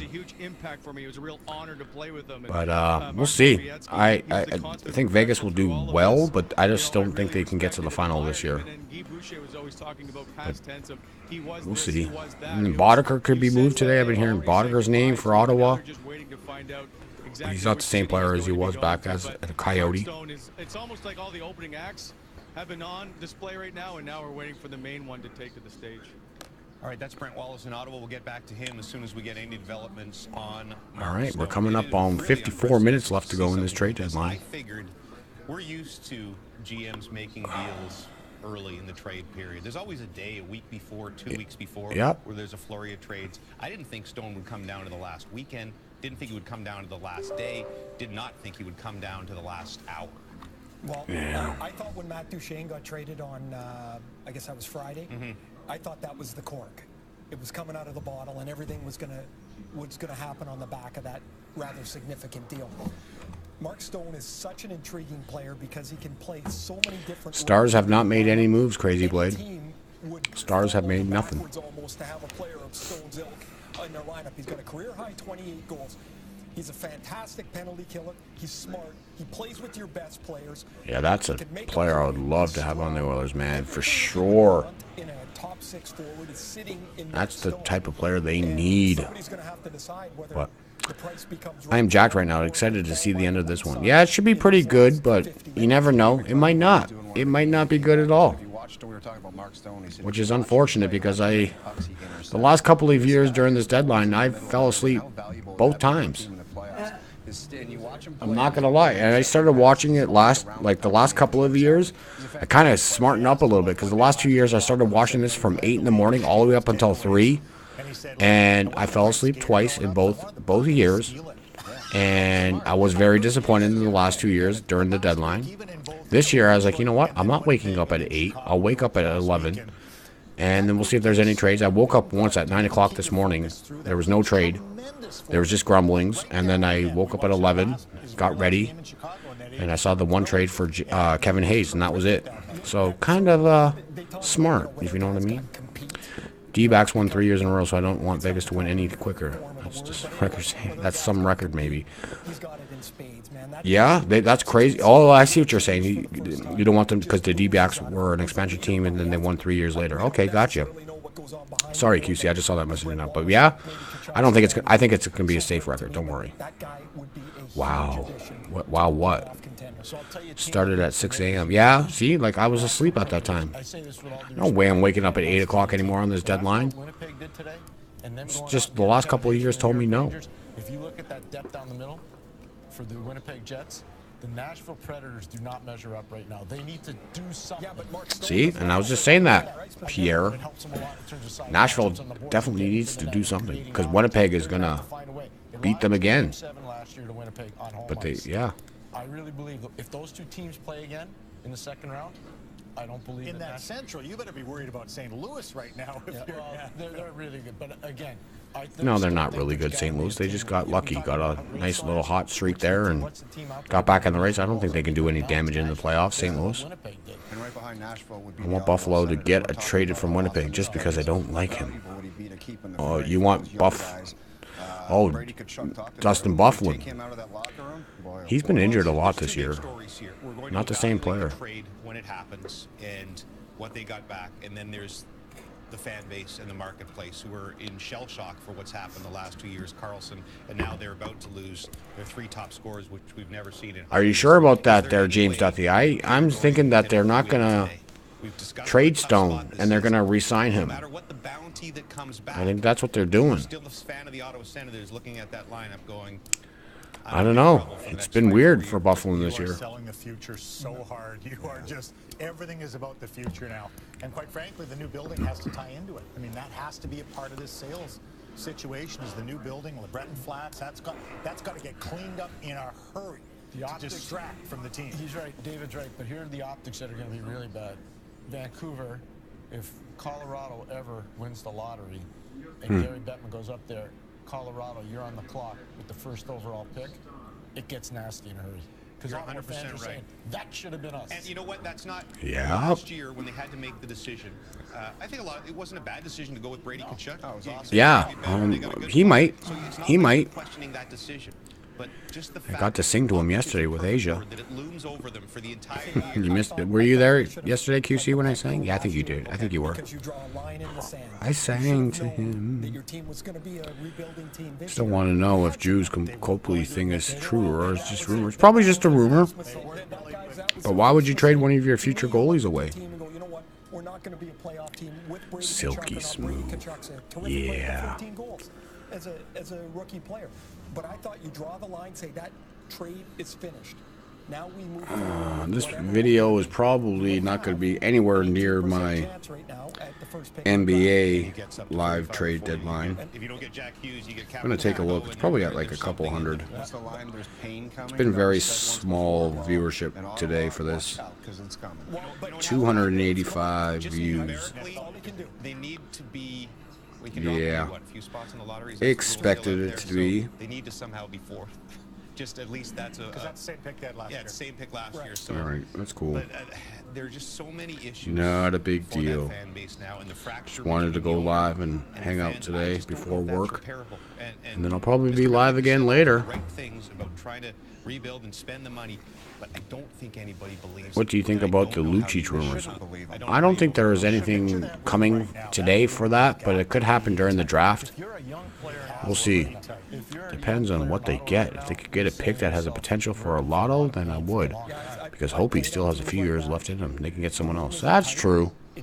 That's true. And you had Grubauer there. But with Hopi as the #1 man, yeah, it's kind of hard. When you have a young goalie in his prime right now, it's kind of hard to develop a goalie to be a backup and then have him become a backup his whole career when he could be a starter. So you never know. You never know. I think right now it's a rumor. I think Copley's still quite young, so I think he still would be an adequate backup for the Capitals. And that's going to be the question: is who at a free agent at 27 years old who's a really good player wants to be part of a rebuild unless you overpay massively? Yeah, we touched on it earlier. It's a vicious cycle. Shabbat's going to demand a big contract, similar to another defenseman. Then the owner's going to say, I don't want to pay it like that. And he's going to say, you know what, I want out of here. And Brady Tkachuk's want to get signed. He wants the money. Get me out of here. Yeah. Take it away. 48 minutes. 48 You're going minutes. to overpay number 61 right now. Yeah, exactly. And why not? Maybe they let him go trade and then really overpay in the summer. Now that would make Pierre Dorian a genius if they pulled off that. Let's check in with our newcomer, Scotty Upshall and Gino Reda. I noticed, James, that when you said genius, you turned, looked over your shoulder right at me, and I appreciate that kind of stuff. Yeah, my friend. that is true, Criminal. Scotty and I were in the wings a couple of minutes ago when the Adam McQuaid deal got Yep, done. for sure, I know. Right away, Man, the Oilers had Scotty Upshall. Too bad he had a bum knee, man. I'm sure all the peers in the NHL is Adam McQuaid stepping up earlier this year and having. That would have been cool if he would have got to play for the Oilers the whole year, but I was excited for him when he signed with the Oilers. Now, Adam McQuaid's, he's tough himself, but what he did here, sticking up for his teammates, this sort of stuff goes a long, long way. When you're on the bench and something like this is going on at center ice, right in front of everybody like that, what does it say to you on the bench? Knowing you got a guy like that to sheriff. Him and Varlamov split duties now. Yeah, they pretty much split the duties there. Martin down the stretch. These teams like. But I think that he could be the future number one there. Making sure they don't do, get away I think with once Varlamov leaves. down the stretch in the playoffs. That's another capital goalie too. See, like, isn't that weird how that all comes full circle? Varlamov was the number one man. Plus, oh, that's another thing, Criminals. You may, if they did trade Copley, you also have that Russian goalie too, Ilya Samsonov. Elliot Friedman, with 1 hour to the deadline, Vegas and Ottawa are working hard on a Mark Stone deal. Nashville was in there too, and I think Calgary circled back. Knights favorites. What it says is you got a Stanley Cup winning defenseman. All right, Elliot Friedman. Interesting. And knowing that they want to go deep in the playoffs, he's going to be a big part of that team. Well, we'll see. We got like 45 minutes left here. Those intangibles are something. I don't mind Elliot Friedman, to be honest. I think he's one of the better ones on Sportsnet as well. That's another one I forgot to mention. He's not too bad. I don't mind him at all. Him and Kipper. Pretty good. Thank you, gentlemen. We talked about Mark Stone. Number 2 on our list is also still available, and that's Wayne Simmons of the Philadelphia Flyers. Said his goodbyes to his teammates the other night, but still a Flyer for now. Said goodbye to his teammates. Wouldn't that be weird if they didn't trade him? Hi, guys. Bye, guys. It was great playing with you guys. And Wayne Simmons, who will be a popular guy for. And plus, he's a Toronto boy. That's why I said it'd be a good fit for him here. See? So, see, they can... Yeah, they could. Yeah, that's right. They do have Ilya Samsonov. That's right. I forgot they had him. And he was a really good junior goaltender. And it takes longer for goalies to develop in the NHL, but he could be that guy. He was really good in junior. Well, that's why I'm not the Capitals GM, man. But who knows? And at 3 hours, like Soar, I said bye too early. Yeah. Exactly. You just like, oh, guys, yeah, I thought I was definitely being traded today, but I'm back. I'm still here.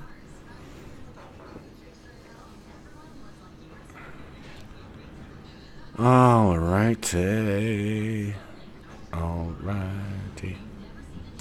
You would hate to be a GM today? Well, it's kind of fun. I've always played online hockey leagues back in the day from like 2001 up until 2009. I played like 8 years in a row of buying NHL for the computer up until 2009, and I got to play people across North America online, and we were in leagues and we can trade and stuff. So I was also the GM of the team while I was actually playing. So it was kind of fun being a GM in that aspect. You trade players, and plus we had the salary cap, so it's kind of fun having players have to re-sign players to whatever, and whatever their rating was, that was their contract, was supposed to be their contract. And you can do a franchise mode where the ratings go up every year. So 1 year your player could be rated like a 65, and then the next year it could be like an 80 with the potential that they have. So you have to pay people a certain amount of money every year in your free agency, and you can only sign to a max of like 3 or 4 year contracts. And seasons came and go. We played like 2 or 3 years in one NHL game, and then we'd buy the new one and do it all over again. But I did that for a long time. I played in like 3 leagues, 4 leagues, tried different leagues, hated them, quit them. But I played in some for years just because it was fun. It was a lot of fun. But I didn't mind it. The team would be so... Yeah. Who's the player in the orange? That is Wayne Simmons, QC. That is Wayne Simmons. I bet they're trying to sign Stone, $10 million a year. Wow, gets to see. You never know, man. You never know. I don't know, but Vegas is really interested in him. It's possible. Yeah, I do NHL 19 before. It's great and stuff, but at the same time, I believe it's a difference since your job and life aren't. Yeah, I know. You're right. But you have to be like a GM with the cap situations. If you can't afford to sign these guys, you have to make trades. And then sometimes you have to make trades you don't like, but that's where you get the draft picks, and then we'd always add, like at the end of each game, we'd have a big draft, and we'd draft players for that draft class. Like in 2005, for example. Like 2004's game came out, we played that all the way, and then 2005 came at the end of that, our last season, before NHL 2005 came out, we had to draft the 2000 draft class. And I remember that game because it was 2000 and... what year was that? 2007, I think it was. I can't remember what game it was, but that year I was the best team in that whole league, and I made it to the Stanley Cup final, and I lost in Game 6. I lost to the Eastern. I was the Oilers in my team, and I had Joe Thornton, Jaromir Jagr. I picked him up at the trade deadline because I needed that extra scoring, and I made it all the way to the final. Lost in Game 6. So I was the GM of the year and everything. But that draft year, I also had Brad Richards, and he was like a second or third year player at that time. But I remember it was 2005. I think it was 2005 where I went to the final. And at that draft, I had Brad Richards under contract for another 3 years. And I offered the Brad Richards to the guy who picked number 1 for the 2005. And that we can draft players from that year. And Sidney Crosby was the first overall pick that year, obviously. So I tried to trade my Brad Richards in a first rounder for Brad Richards, and it didn't work out. But yeah. Someone say Golden Knights. What's up, Pro Violence? What's going on? But yeah.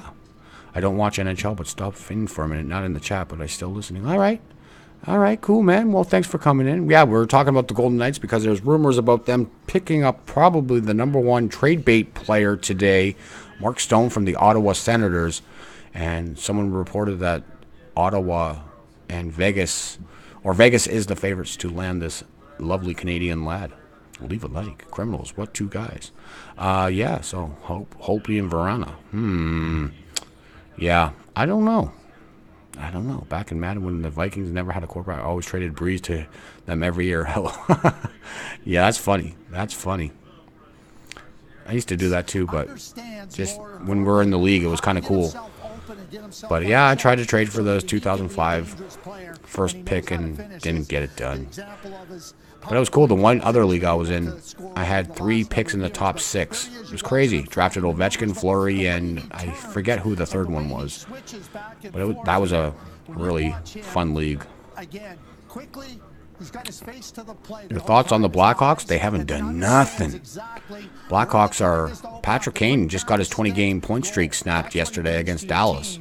But he had 20 games in a row with at least a point. But right now, Chicago is getting old.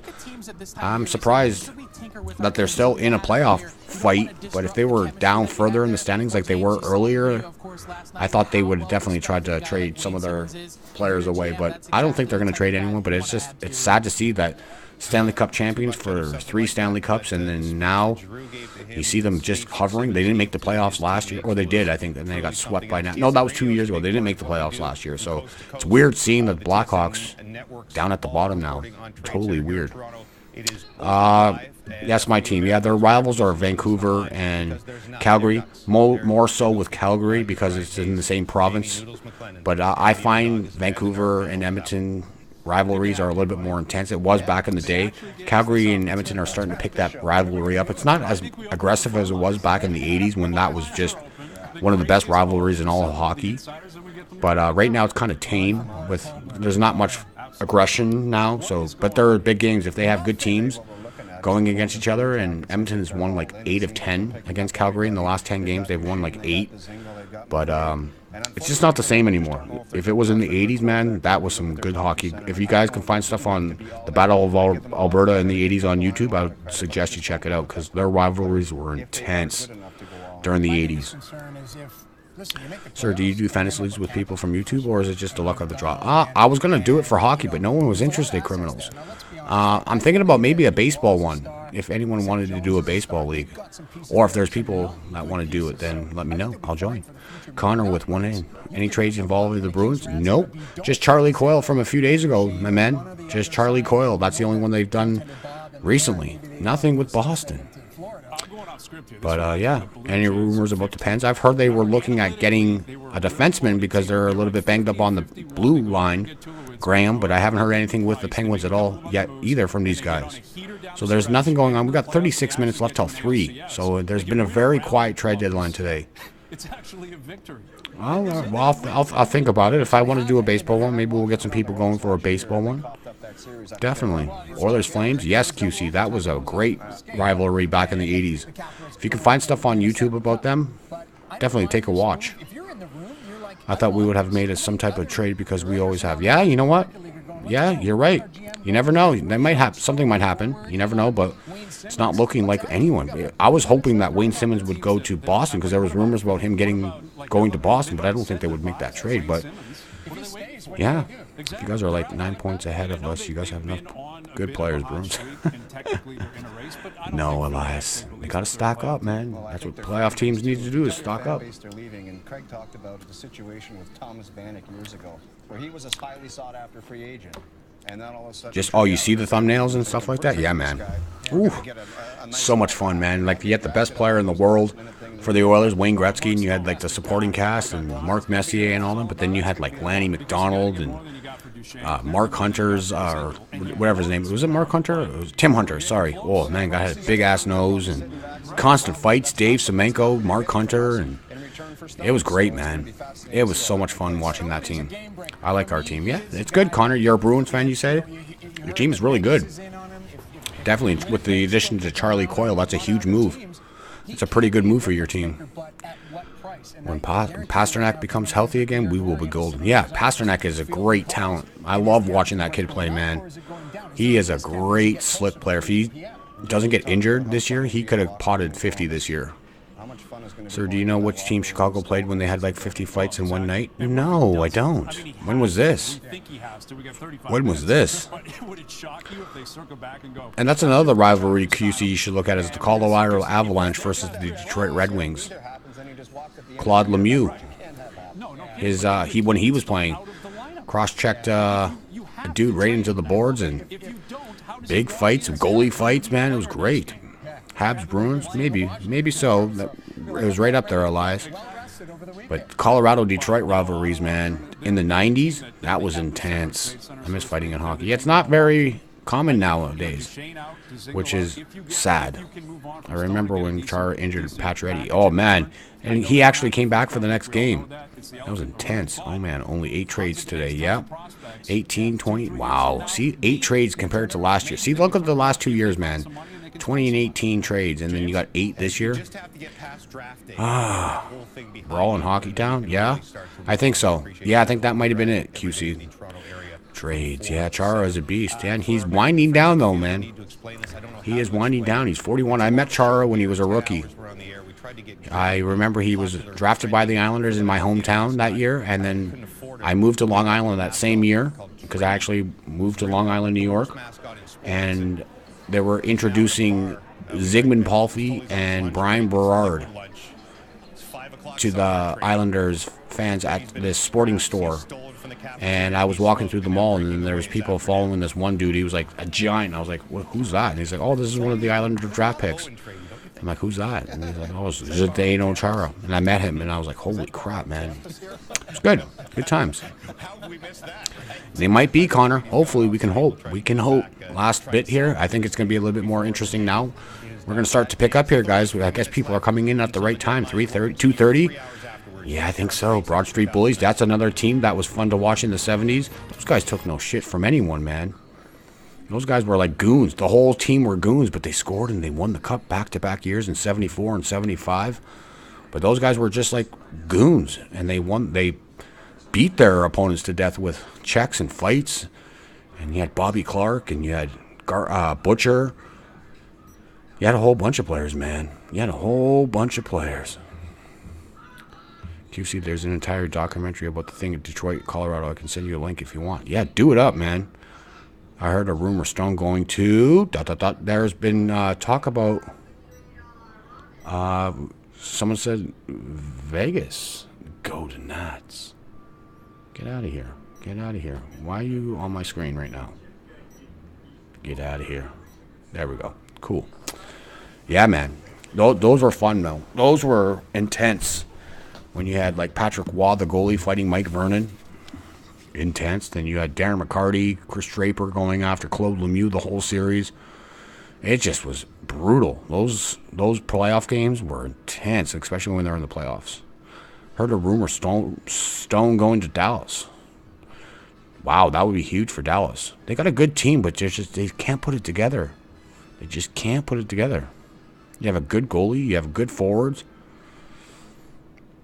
I'm fresh to hockey, but learning, so school me. Yes, we can. We can. If you can post it, go ahead, criminals. You wish you had the NHL Network? Well, thanks for coming here, Connor. I'm watching the Canadian TSN version. I wanted to watch TSN over Sportsnet because I don't like the Sportsnet crew. I only like 2 people from there.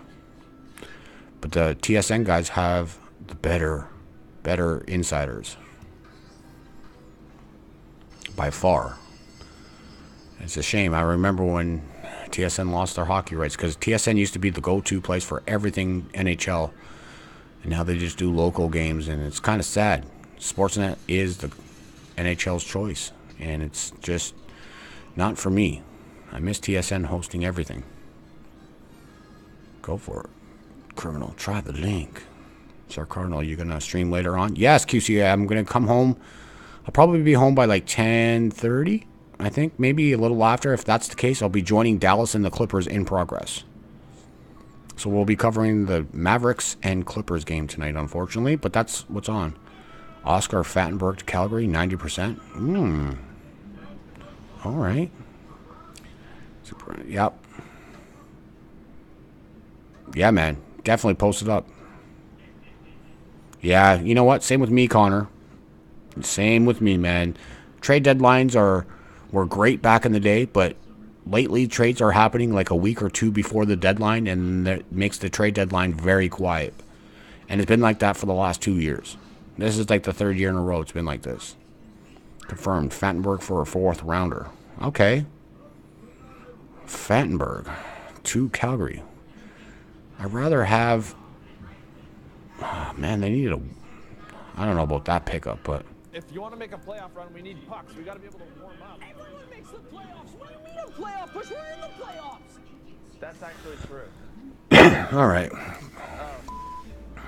One second. LA is going to trade Frattenberg. Yeah, that's what the one man just said. Oh, Drager with the tweet. Another Vega Ottawa deadline data showed that both teams grinding to get something done on Mark Stone. Okay, he just posted 46 seconds ago. Darren Drager. Another Vegas Ottawa deadline deal showdown. Both teams grinding to get something done on Mark Stone. So we'll see. We shall see. Everybody has their own trade deadline stories, and did it not go through? Oh no, I posted already. No, I didn't see anything. So I guess your link did not go through. Okay, hold on, criminals. I'm going to put you as a moderator for now, and I think that's the only way you can post your link. So post your link, and then I'm going to have to unmod you, bud. But just here, that's I think the only way. I think that's the only way. He's very smart. There you go. All right, cool. I had to give you a mod status for that. That's what it's called. Okay. And there you go. And so in terms of action, he was. What is this channel called? My channel? And you know what I or saw in the last 3 years for the link. The growth in his leadership is that Craig Conroy. Wow, that guy used to be a beauty.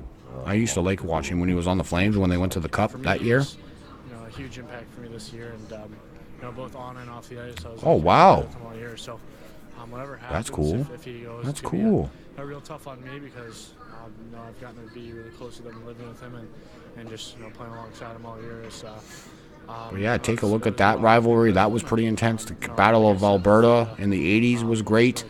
What else? Islanders, Rangers were pretty big in the 80s and part of the 90s. Very cool, Connor. Very cool. This channel, my channel is called Sir Cardinal TV.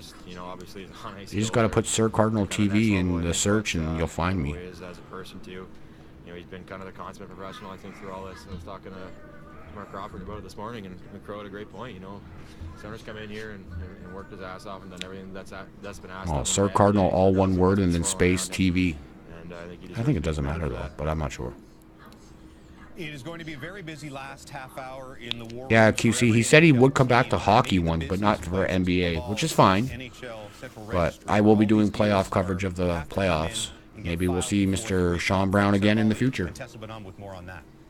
Yeah, James, since 2013, 2/3 of all I live in New York and went to a Bruins game in TD Garden. Best experience I've ever had. Were you going for anyone? Oh, you're a Bruins fan, so yeah. That must have been fun. I lived in Long Island, but I never went to Massachusetts. I was so close, but I never went. In this final hour. So what kind of pandemonium? Kind of regret that now, because I had friends that always went up to Boston for Red Sox games, but I just didn't care. But I regret it now. Alright, coming up on 25 minutes left to go. 10-minute video. Nice, I can do that. Thanks. There you go. Yeah, it just gives you a rundown probably, and then you might see other videos after, like it might recommend you to other videos with the rivalry. You might get to see some game footage probably on YouTube with how it all went down. I think, yeah, Claude Lemieux was like the instigator. He did something, and he injured one of their players. I forget who it was. And then they just went buck wild on him in a game.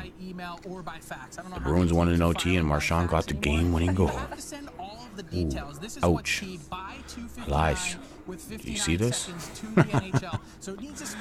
I'm here, different account. Alright, there's Sean Brown's other account. Cool. Got you a like and subscribe. Well, thanks, dude. I appreciate that. And with that subscription, we just lost. What?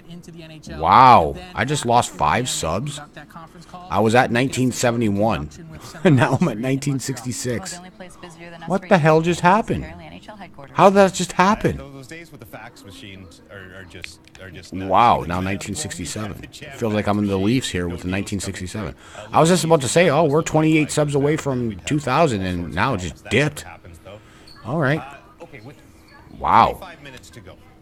That's very weird, man. And it just dropped down to 66 again. Somebody's unsubbing and subbing and being a jerk. Whatever, it doesn't matter. Sutter's Revenge. Oh, the Mr. Sean Brown's now following me on Twitter. There we go. Cool. Let me just follow you back. All right, cool. There we go. Beautiful. Let's go. Good. It's always good to have more hockey fans on here. Family, hockey, and beer. I like it. I like it. Oh, and you also have Zach Boychuk, former NHL player, following you. That guy follows everybody, apparently. There we go. Cool. We always do these winners and losers, and look, the winners and losers get decided on the ice, but in the trade center realm of things, if they don't get anybody by the end of the day and Winnipeg has Hayes, is that a loss? No, because they got Brian Boyle earlier, so I think that makes a difference. They still have an ability to compete against. I subbed. Well, thank you, sir. Shows 1972 for you. All right, 23 minutes. Yes. Shows 1972 for you, really? Really? Because it says 1968 now for me. Huh.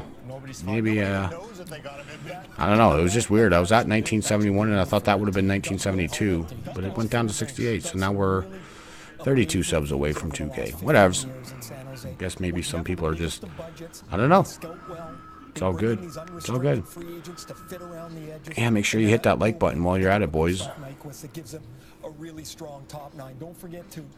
I'm pretty sure we got 26 in there. It's good stuff, boys. Thank you. YouTube has been weird lately for subs, likes, and views and numbers for everyone. Yeah, it looks like it has, but like I said, I was just at 1971, and when he said he was going to sub, I was about to say, all right, we're 28 away, and then whoa, it went to 66, and then went to 67, then back to 66. It's weird. All right, we got 22 minutes. All right, well, this is very quiet, man. Well, my son's going to be coming home very soon. It's just kind of quietly gone into the ether. Anything happen with Simmons? No, Vinny Q. Nothing with Simmons yet. Depth move for Calgary. Oscar Fentonberg from LA. Yeah. When he's played 40-odd games Played in here. the playoffs Goes to Calgary. for LA against Vegas last year. Give them a little something. Little depth. That's Mark about this Stone isn't, or Mike Stone rather, isn't healthy. The Toronto Maple Leafs. Is it fine and dandy if 3 o'clock Eastern goes by and nothing Favorite else team, happens? Flyers in 1990. Go 88. Flyers didn't have him in 1990. I think they drafted, or Quebec drafted him in 1991. And then he played for the Flyers in 93, I believe. I think it was his first year. Normally I want to get rid of one player, but this year I don't really want anyone gone. Well, that's good then. Maybe they're going to stand pat. Is that enough?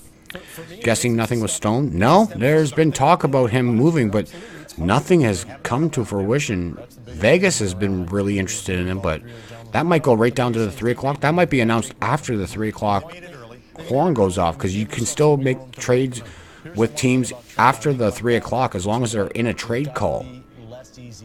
So it might be announced after 3 o'clock, but right now it's very quiet. Time for some great, yeah, do it, dude. Do it. That's going to be a problem. They're going to have to get him healthy, but they have to become a harder team to follow. Okay, Babcock says that, but it's up to him then to coach that, because we're not getting it. Can you do that with this? Could they have already made a trade just trying to let... No, I don't know. It's kind of hard to do stuff like that, but I don't know how these guys get breaking news unless they actually are talking to the GM saying, okay, we just made a deal. And like they have every GM on speed dial and they just text. And that's how they get their information. That's the only way I can think that happens. Honestly, I think that's the only way these guys break trades. Like, how do you break trades when you're not even inside these guys? Is like how do you have sources? Like, how do you, like, the only sources I think these guys have is actual GMs just on their speed dial. And then they just text them saying, okay, we got this trade done. So-and-so here for this. You know what I mean? Looks like Pierre LeBrun is on his phone right now. So there might be a trade coming. Granlund to Nashville for Fiala. Per McKenzie? That's why I see him on, like, LeBron on the phone. That's an interesting trade. See, I told you it was that. See, that's if that trade just happened with Nashville and Minnesota. There was rumors about Granlund going to Nashville today. I reported that on the beginning of the stream, saying Granlund going to Nashville. But for Kevin Fiala, all right. Per McKenzie, all right. Right now, I think Winnipeg's had the best move by getting Kevin Hayes from the Rangers. This is a pretty big move for Nashville. Granlund, top 6 forward, help down the middle. And then this is what they were saying. They needed help down the middle, and Granlund's going to give them a little bit of help. So if that trade is done, that's a big move for Nashville. That is a big move for Nashville. I'm going to chat about that vid. You're going to be in a stream later? Depends because my kid today. I will be in the stream. Well, that's cool. Well, you guys can talk about it. You guys can talk about it. Right now, not much. The whole intensity of the draft will be coming up soon. Yeah, I think so. Thanks, guys. I appreciate it. It's Adam McQuaid on the phone. Columbus Blue Jackets. We have another deal. Let's check in with All right. Miller and the Trade Breakers. Here we go. Yeah, this is Nashville and Minnesota, and the connection here is that Paul Fenton was the assistant GM and long time in Nashville, now the general manager in Minnesota, and so we've got a deal. It is Kevin Fiala from Nashville to Minnesota for Mikael Granlund. So Granlund, a first-round pick. Is there more coming? I believe for Minnesota. Go to Nashville. Yeah, go ahead. Yeah, 1-for-1 Fiala for a Granlund. And you mentioned the connection between Fenton and David Poile. And Fenton's been on Fiala for a long time, wants to get young. Granlund has a lot of term. And I think Nashville turned their attention to this deal once they were out on Mark Stone. Here, hold your mic up next time. All right, so Fiala for Granlund is the deal, but we're still chasing Stone. Still chasing Simmons, and we're not the only ones. GMs from around the league are asking the question, when are these guys going? When's this going to happen? It is all right, so yes, Kevin Fiala from the Predators to the Wild for Mikael Granlund. ridiculous. No, not yet, Crazy Blade. Nothing yet. So that's a big pickup, though, for the Predators. Nice move, because they do need center help, and Granlund is a center. Kevin Fiala is a young guy, but the Predators get some term. Mikael Granlund has some term on his contract, so that's good, but they might be against the cap here soon, but not bad, man. Not bad. That's good. So little time left, yeah. Close to 20 years. Mikael Granlund had He said he's an Arizona Coyotes fan, criminals. for about 2 months scoring. I have no. Well, I'm trying my best, Vinny Q. I'm going to be here till 3:30 in the afternoon, and then once 3:30 hits, I got to get to work. But right now I'm letting everybody know when stuff happens. So that is a trade that just happened. Granlund for Fiala. And Fiala, you guys remember Kevin Fiala? I don't know if you guys remember, but he broke his leg in a playoff game the year that they went to the Stanley Cup final. Oh, another trade. Yeah, all signs point to the Vegas Golden Knights being the winner of the Mark Stone sweepstakes. Whoa. Official just yet. Whoa. Working very hard to get something done. Mark Stone might be a Vegas Golden Knight, ladies and gentlemen. Got to get the trade call done and what have you, but all things point in the direction of the Vegas Golden Knights. Wow. Mark Stone from the Ottawa Senators will work on trying to get what the return is there. Oh, boy. So Mark Stone is possibly on his way to Vegas. That is a huge possible move for the Golden Knights. I wonder what are they going to get in return. Would Suzuki be a part of that package? And the haul for Ottawa. So wait and see what the haul is. Wow. Assuming he goes to Vegas. I'm guessing a first-round pick as well. Guys have talked about Cody Glass, a first-round pick. Eric Brandstrom, a defenseman who's a terrific prospect. Yes. Vegas has paid a price the last couple of years for players. Don't forget. All right, so maybe they might get a first-round pick for sure for him. Vegas has a wealth of prospects. Suzuki. That deal does come down with an extension. James. Wait, Suzuki, is he still there? Another one of those guys. Yeah, you really like Nick Hague. Nick Hague's another one. These are all the Vegas prospects we're looking at. We don't know that any of them are coming back to Ottawa. Older. Right. He's 24, but plays in the KHL, plays in St. Petersburg, got 80 points this year. I've seen it with the World Championships and the Olympics. Right-handed shot, nifty, make a play. Yeah, but the Russians, man, you can't trust the Russians. Okay, go ahead. Oh. Done deal, Mark Stone. Here we go. It's 2:45, 15 minutes before the deadline. Okay. Mark Stone has been traded to the Vegas Golden Knights. Wow. Okay, so that is official now. And there's the That is official. Senators fans, even though they knew this was coming in all likelihood over the last couple of days. But what are they giving up? Held out that 1% hope. Top 3 scorers gone over the last 3 days. Yeah, and the Vegas that is absolutely. Losers after this is all over, they're automatically the winners. I think getting this player. He's a fantastic talent. Wow. Mark Stone just makes the Vegas Golden Knights that much stronger. They're giving up all their picks. They're giving up everybody in Ottawa. What are they giving up, though? What is Vegas giving up? I would have to believe that there has to be a first-round pick in this deal. There has to be their first-round pick. In just their second season. But they're able to do this because of the day one philosophy and the way they got through that. Crazy. That initial expansion. Crazy. If there is a Brandstrom or a Vegas to get much better. Cody Glass involved in this deal, it's because of the assets they were able Cody to go Glass? out of other teams and get this haul of riches in their first year, and it's the end of their second year, and by the way, they're going for it again. Yep. Mikael Granlund, yep. We broke that just about 10 minutes ago. Went right for him. Riley Smith's got 1 goal in 2019. What if Mark Stone goes alongside of Carlson and Marchessault?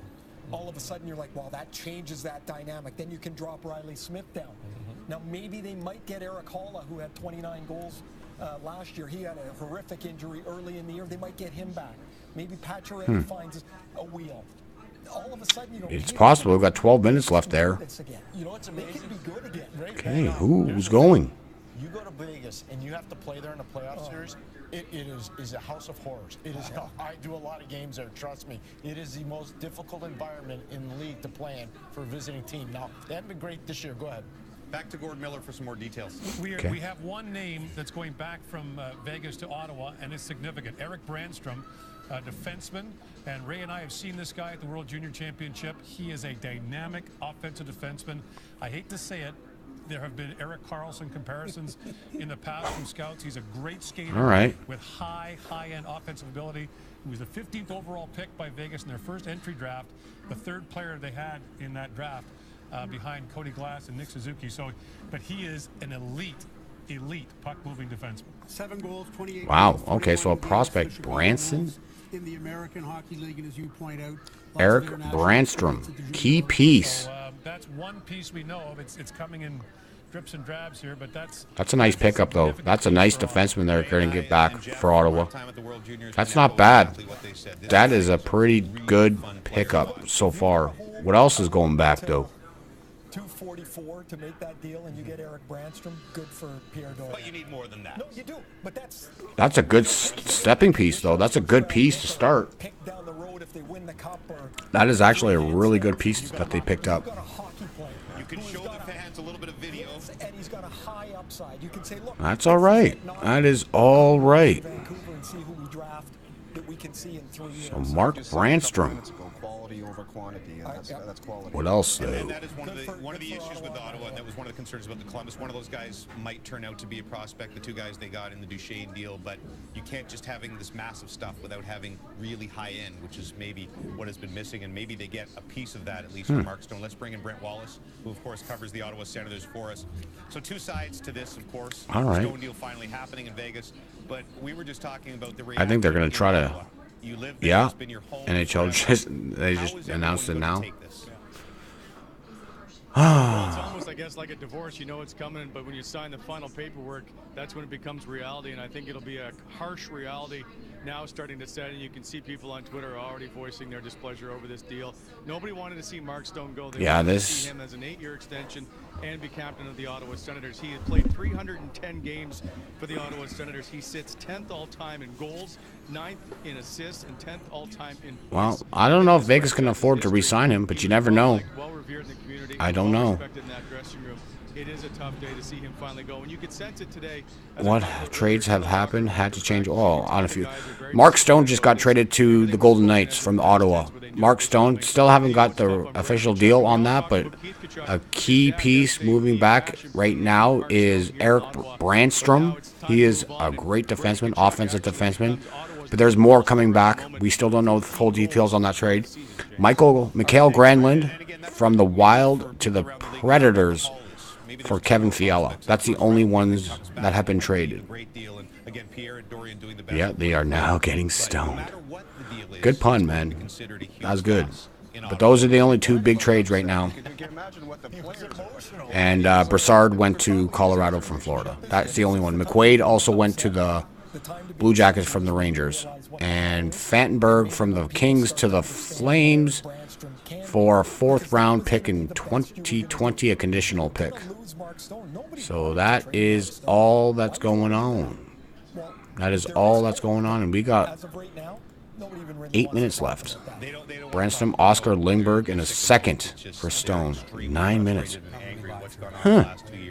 But we'll try to sell some hope. Craig Button scouts more than any of us here, our chief scout here at TSN. Talk more about Brandstrom and what he can bring the Ottawa. You think so? That's a possibility. Hold on back. Hold that, Craig. Sorry about it. We have the terms of the deal, the final terms of the deal. Go ahead, Darren. So it's Eric Brandstrom, Oscar Lindbergh, and Dallas's second pick in 2020 going to the Ottawa Senators for Mark Stone. Back to Vegas. Wow. So, now this is significant. Sorry? Dallas' second-round pick that belonged to Vegas? Yeah. Thank you. So Oscar Lindbergh was a second-round pick of Phoenix back in 2010.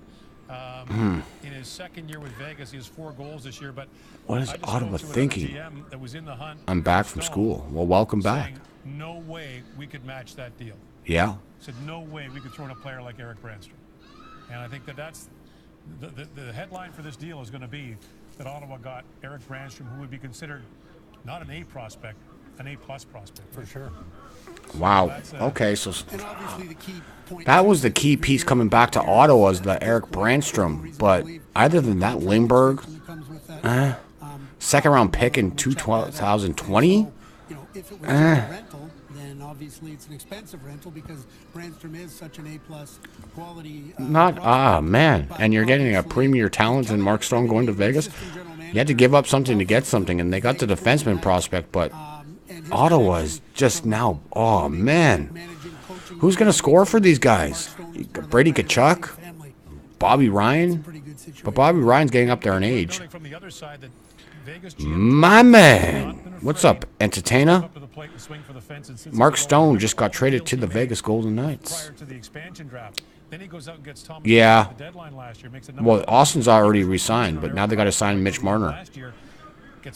Oh. I'm not happy with this deal. Eric Branston, Oscar Lindbergh, and a 2020 second-round pick to the Senators. Brandstrom, yeah, he's a great prospect. He's a really good prospect, but he's a defenseman, though. For a forward that's going there, that's going to score 30 to 35 goals a year. He's a free agent after this year, though, so that could be a rental, and that could be really bad if the Golden Knights can't re-sign him in the offseason.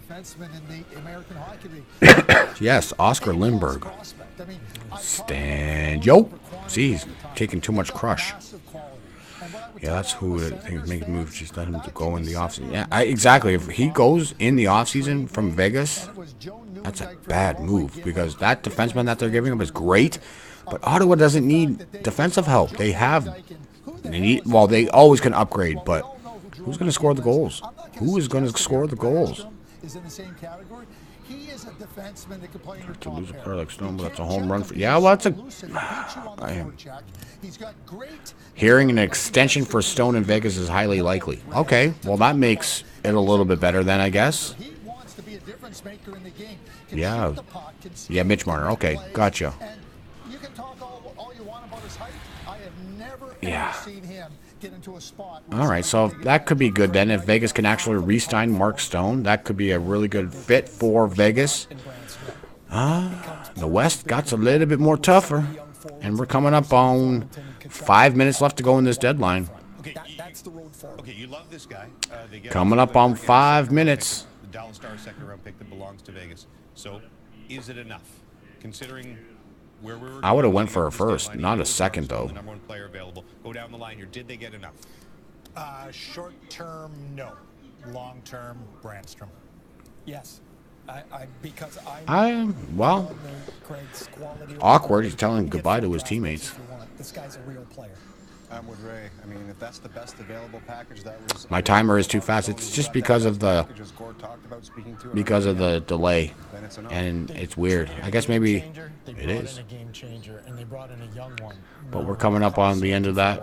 So I think Ottawa did very well. Yeah, well, I concur. I mean, I think the key point here is half of a top four, and arguably Shabbat and Brandstrom can be your top pair. They can play lots of minutes. Yeah, you got pretty decent prospects on the defensive aspect. What they're adding to that forward group. Don't forget about Batherson and Formanton. We know about Tkachuk and Colin White. You know, there's some young players all right. Well, let's continue to get well, the timer is just there just to let me know that the deadline's over. Even though it's a little bit fast. A little bit fast. Plus with the delay on YouTube and stream-wise, it's just weird. All right. I don't know, man. It doesn't look likely. Conditional first-round picks. Again, though, they add with Oscar Lindbergh now a roster player, which they've desperately needed to. All right. So the trade deadline is not officially over. We still got 4 minutes left, but. They feel like they got a pretty good all right, cool. So back to 3 hours we go, and just gonna sit there. What was the biggest move? This one right here. The Mark Stone going to Vegas is the biggest deal of the day. The second biggest one I'm gonna say is Kevin Hayes going to Columbus. So that was a pretty big move, and Mikael Granlund was a third big one. But the deadline was very quiet. I've been here for 3 hours, and I have not seen a quieter dedeadline in a long time. We got 2:51 left to go. Not very happy right now in Ottawa Senator land, especially with the trading of Mark Stone.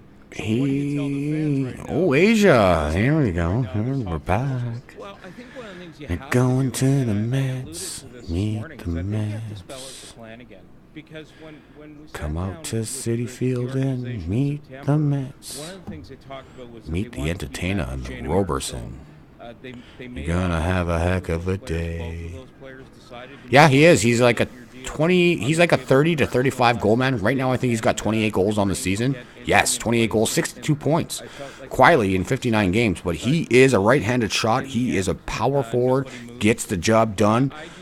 He's gonna have some good players around in Vegas, and he should be on the top line right wing immediately. Prospects coming, but I think now they need to spell out what they're You're going to not do watching with the all those Mets. draft picks and where they're going to go. And the Taking direction you they're gonna take. forever. Got the Mets game on in the background. All right, this deadline is almost officially over, but they still can make deals after this 3 o'clock happens. Unless they're in discussion, I think they can continue it, and there will be probably minor deals coming from around the league after 3 o'clock hits. I wouldn't be surprised if there's a few more deals announced after. But right now, very quiet deadline. All right, guys, we're used to there being conditional first-round picks. History of the Mets. Yeah, Dallas Green era. Loved him. Loved Dallas Green. Remember him? Of course, I'm sure you do. Turk Wendell with the shark teeth around his neck. Is close to signing an extension with the Vegas Golden Knights, and that's the reason Brandstrom is in the deal, is because I guess contract extension for Mark Stone is going to happen, so that's pretty good. Your number 99. And nada. We're in the final minute here, ladies and gentlemen. The final minute. It's the final countdown. So what happens to the people that aren't drafted? They go back to their junior teams probably, and they can get redrafted the next year, or they can sign professional deals to play in Europe. Or most of them go back to junior. If you're Canadian, you probably go back to junior, and hopefully you get picked up the next year. Sometimes they're free agents, I think, so they can sign with teams if they want. Any Ranger moves? Kevin Hayes, Crazy Blade. Kevin Hayes went to Winnipeg. Adam McQuaid went to Columbus. And here we are, 10 seconds left, and they're about to blow their horn off. They might be something happening after 3 o'clock, guys. I'm going to be here till 3:30, and then that's it. It's officially over. Bye-bye. But we will be here for the next half an hour just to see if there's anything that breaks down, because they usually break some stuff down during this next little bit. But once my son gets home, he should be home in the next 15 minutes, because he's probably going to rush home, just like he always does. But at 3:30, I'm going to leave to go to work myself. Actually, I don't even know what time I start today, so let me go check quickly. Let me just check really quick. Oh, Mark Stone's on the phone, so listen to Mark Stone speak. I'm so excited to be joining that team. Just seeing what they did last year in the playoffs was He seems very happy. I enjoyed my time in Ottawa. I love the city. So many great people here, but like I said, I'm so excited to get going in Vegas. Wow, look at that. Close, or have you signed an extension with the Golden Knights? I'm close. Haven't quite signed it yet, but we have agreed. What is it about Vegas that intrigues you and makes you commit what is going to be the prime of your career there? You know, just playing 2 games there in my career, the atmosphere, the city, the lineup that they put on the ice every night, and just the ownership's commitment to winning. I can't wait, and I'm so excited to be a part of it. Why is he calling me? I just told him not to call me after school. Mark, more on the Ottawa situation. This was a place that this was your first team. You grew up in this organization. All right. Thought they wanted to make you the captain. How difficult was it for you to make the decision to move on?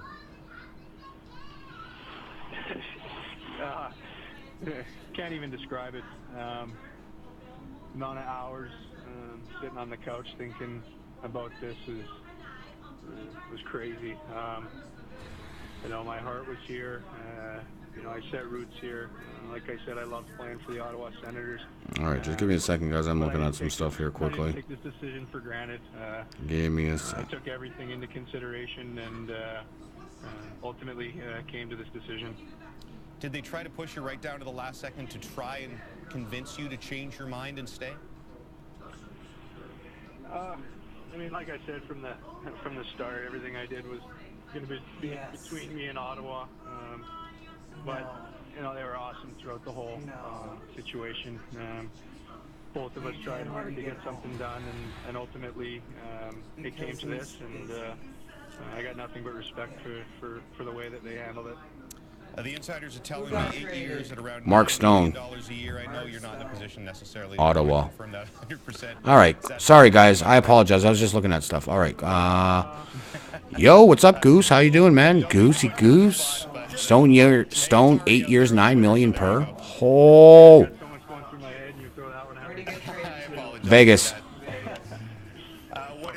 Wow. Have you had 2 minutes to sit down and talk to Gerard Gallant? No. Oh, he's still going to stay in Ottawa? What? 3 biggest trades. Yep. Exactly what this man says. No. Well, we really appreciate it, Mark. I won't keep you any longer because I know that getting traded first time in your career is a big deal. There's a lot to take care of before you head off to Vegas, but I'm sure the Ottawa Senators thank you for your time there. Certainly No one at all. This deadline was dead. I appreciate it, guys. Thank you.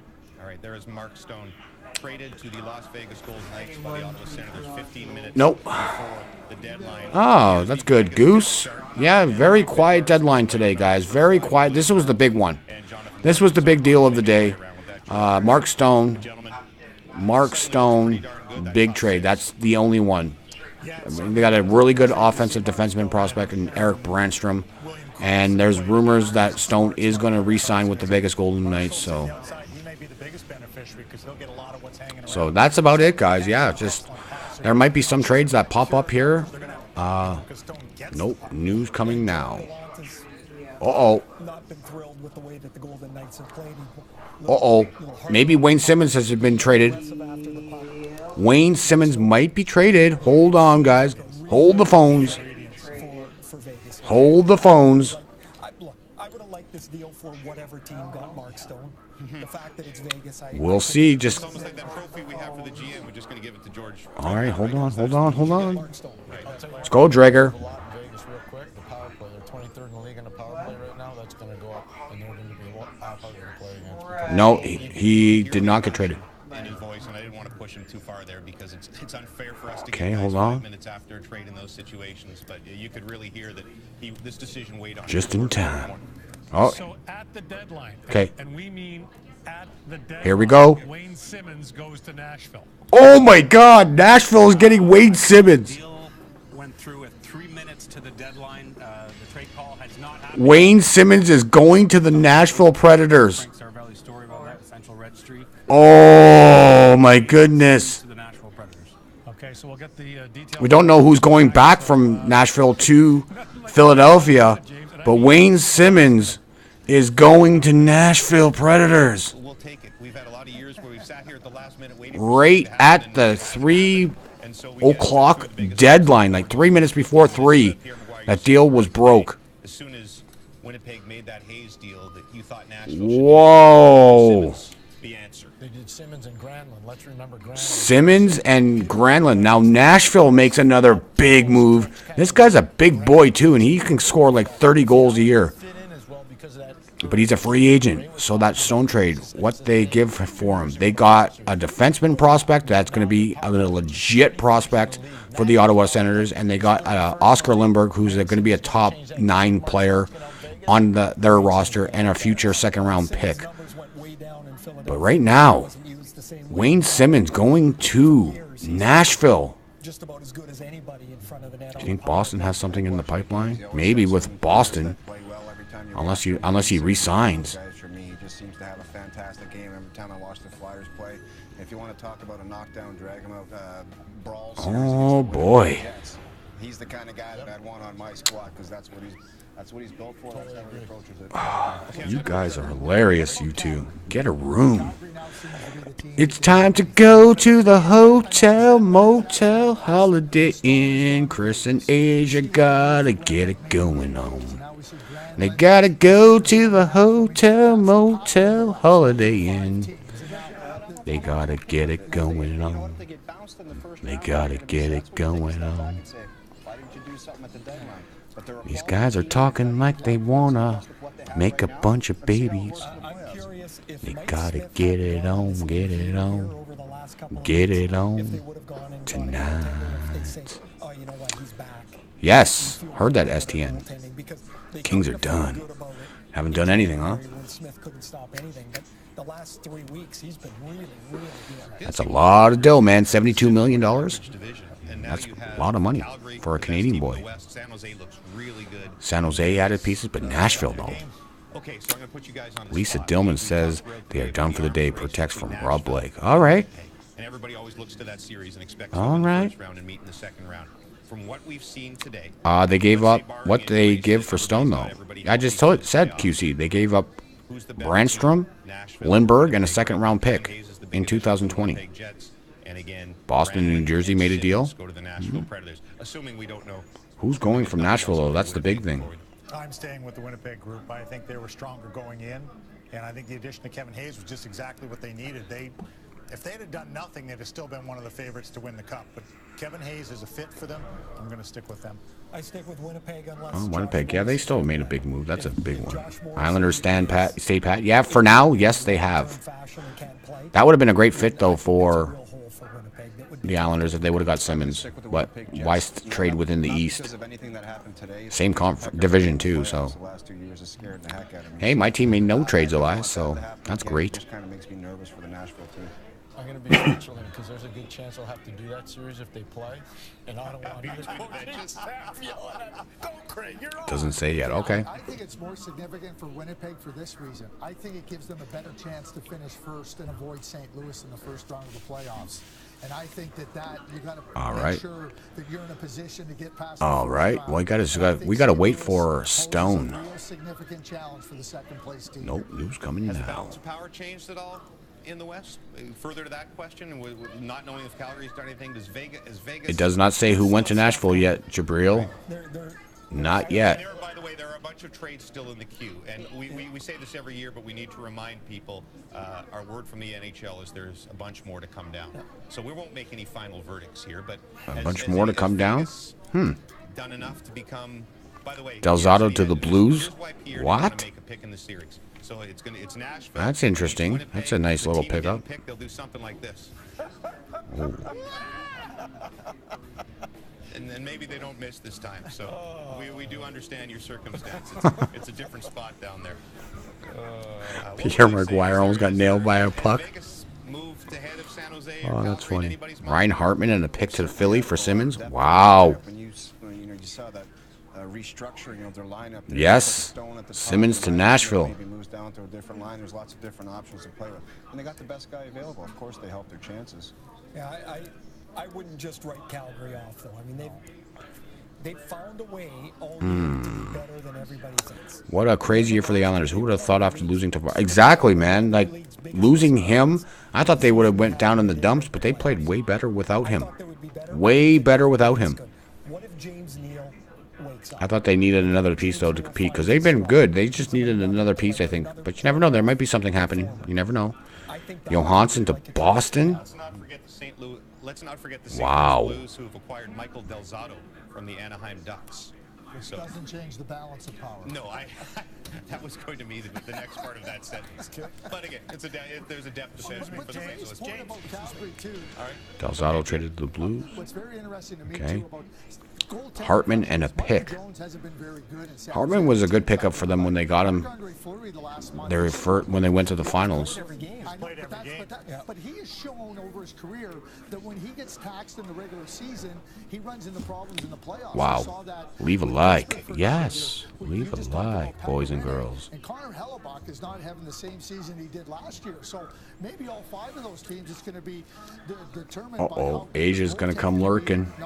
Asia's going to go up to New York State. I don't think so. Senators, who are the key other side of this deal, they have made now 4 significant trades over the past. Asia's going to go on the prowl looking for Chris the Entertainer. To the San Jose Sharks in September 13th. She's going to come creeping up in the woods. Gonna come on with nothing but a trench coat. Asia Roberson. Surprise, surprise, surprise. Surprise, surprise, surprise. Coming in with a dark brown trench coat. That's all she's going to wear. When she's looking for Chris the Entertainer. Gonna give it all. Give it her all. So when you get a knock on your door, Chris, and you see a woman with just a long brown trench coat, I'm breaking my phone. I'm breaking my phone. It won't matter. It won't matter in Ottawa. I'm still marveling at the 4 names on the left side that he Not yet. Soon. I mean, it's really, you know, it's funny now I'm with coaches that coach against Branscombe. You're gonna get scared, man. What's that? What's that? Really raving about a 19-year-old player. It's interesting. Hello? Oh no! Oh no! Oh no! Oh no! Oh no! For what? Yeah. Should I call the police? Yeah, call the police. No. No, I'm just kidding, man. I don't think so. Could be a good time. Could be a good time. I can find stats for him. Just give me a second. Got to give this lovely Hey, hurry up, he's waiting. Canadian doll hairs. You know what I mean? Yeah, 10 doll hairs. I'm just kidding. Yeah, let me find Ryan Hartman's stats. I think he's been pretty quiet this year. I think he's been pretty quiet this year. I'll find out in a second. Just give me my second to put that wallet back in my pocket.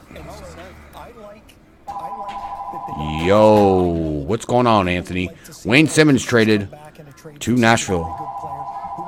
And the phone is ringing. It's my son downstairs. But he's going to have to wait. All right, Ryan Hartman. Let's take a look, see if we can find his stats for you right now. Ryan Hartman. Ryan Hart. There's a ton of hope, but there's... Let me get to Gordon. I'll get back and continue my thought in a second. Okay. So the deal, the Wayne Simmons deal, is Ryan Hartman, who was acquired by Nashville last year from Chicago, and a 4th-round pick in 2020. It's conditional. If Nashville wins a round, it becomes a 3rd-round pick. So Simmons goes. Wow. Wayne Simmons goes from That's a good possibility. For Ryan Hartman and a 2020 conditional 4th-round pick that can be a 3rd. There are still other deals in the hopper, we're told. And just overall for Nashville, let's do the whole picture. So Hartman, Fiala gone, Simmons and Granlund in. So that's pretty big. That's big for Nashville. All right, so Ryan Hartman. Sounds like the Toronto Maple Leafs may have done something because they're not saying they didn't do anything, if that makes any sense. Maple Leafs? He's got 10 goals, 10 assists this year, Ryan Hartman. Not bad, but 64 games played. Okay. There seems to be a lot in the queue still, as they say. Huh? Something along those lines, right? Huh? Well, you're forced to be a Met fan, yeah. I was forced to be a Met fan or a Yankee fan, or an Islander, Ranger fan, Jets and Giants too. Since I had to pick New York teams. Scotty Upshall, Carlo Coliacovo, Noodles. All right, thanks, John. Listen, Yep. Mark Stone had some options. There were All some right. teams that he could have picked from of where he wanted to go. Possible 3rd. Yep, that's if Nashville wins a round. If they win a round this year, playoff year, they will get the 3rd-round pick, Philadelphia. But there is rumors about a possible Leaf trade too.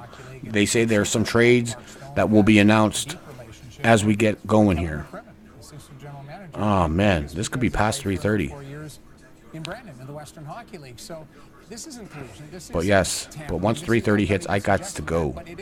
I got to get ready to go. I got another 15 minutes here. We all have people that have been mentors in our lives. Delzato brings Anaheim a 6th-rounder from St. Louis. He had depth defenseman addition for the Blues. That's not bad, but just a depth move for them.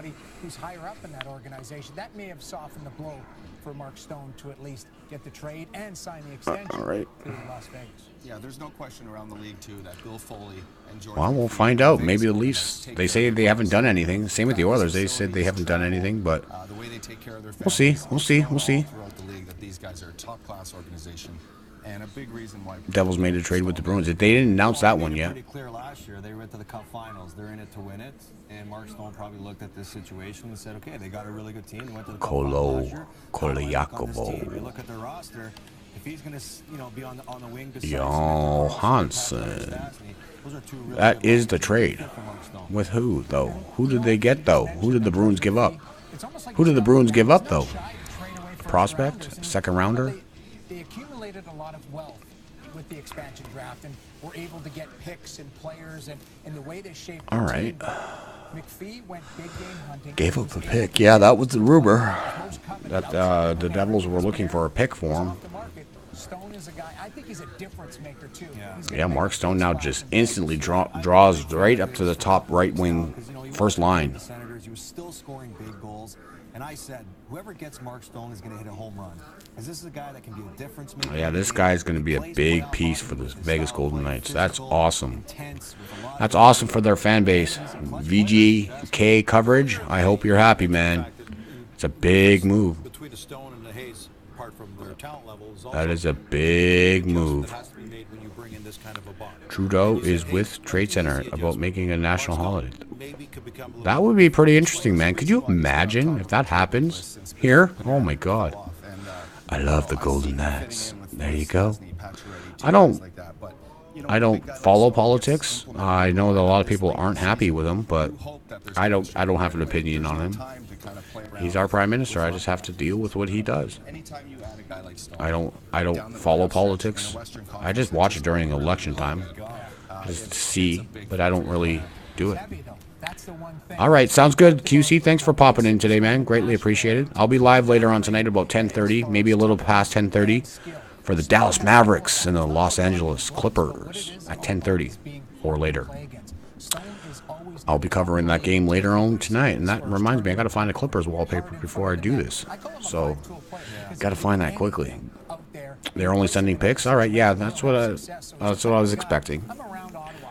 So I got to find a wallpaper for the Clippers tonight. Who's on that team now? Can't do Tobias Harris. Gotta find something. I'll find something. Maybe it's just be a Clippers logo. But we'll figure it out.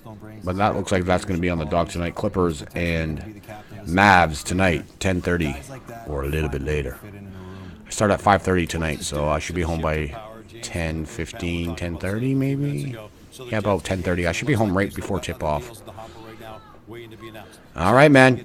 Thanks for coming in, Chris. You have yourselves a great day, and have a great rest of your evening. And I'll see you in another video, my man. Bye, Chris.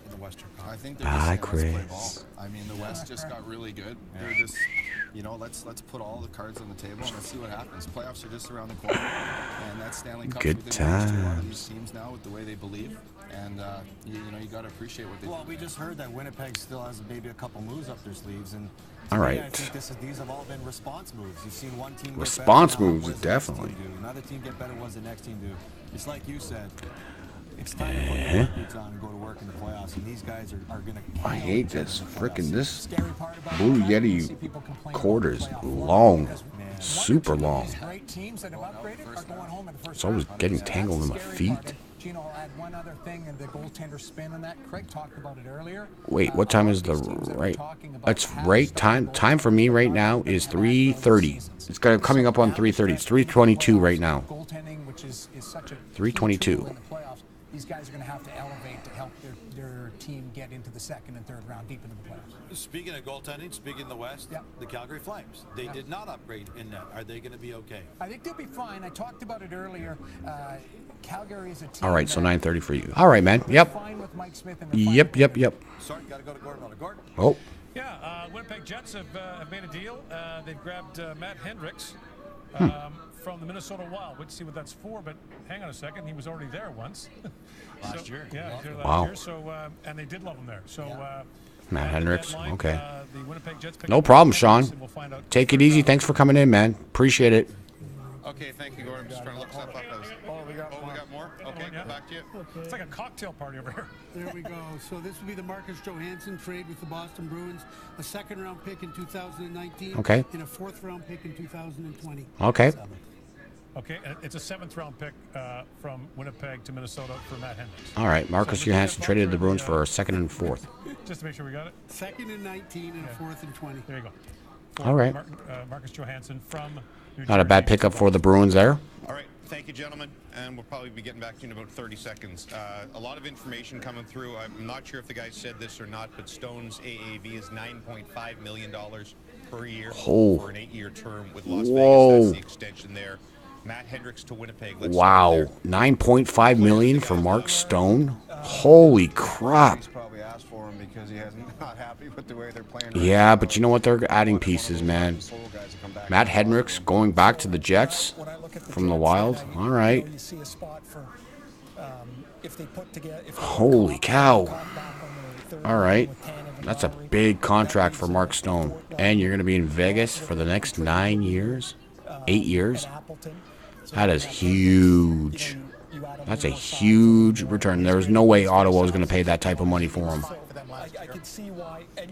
No way that they would have paid $9.5 million.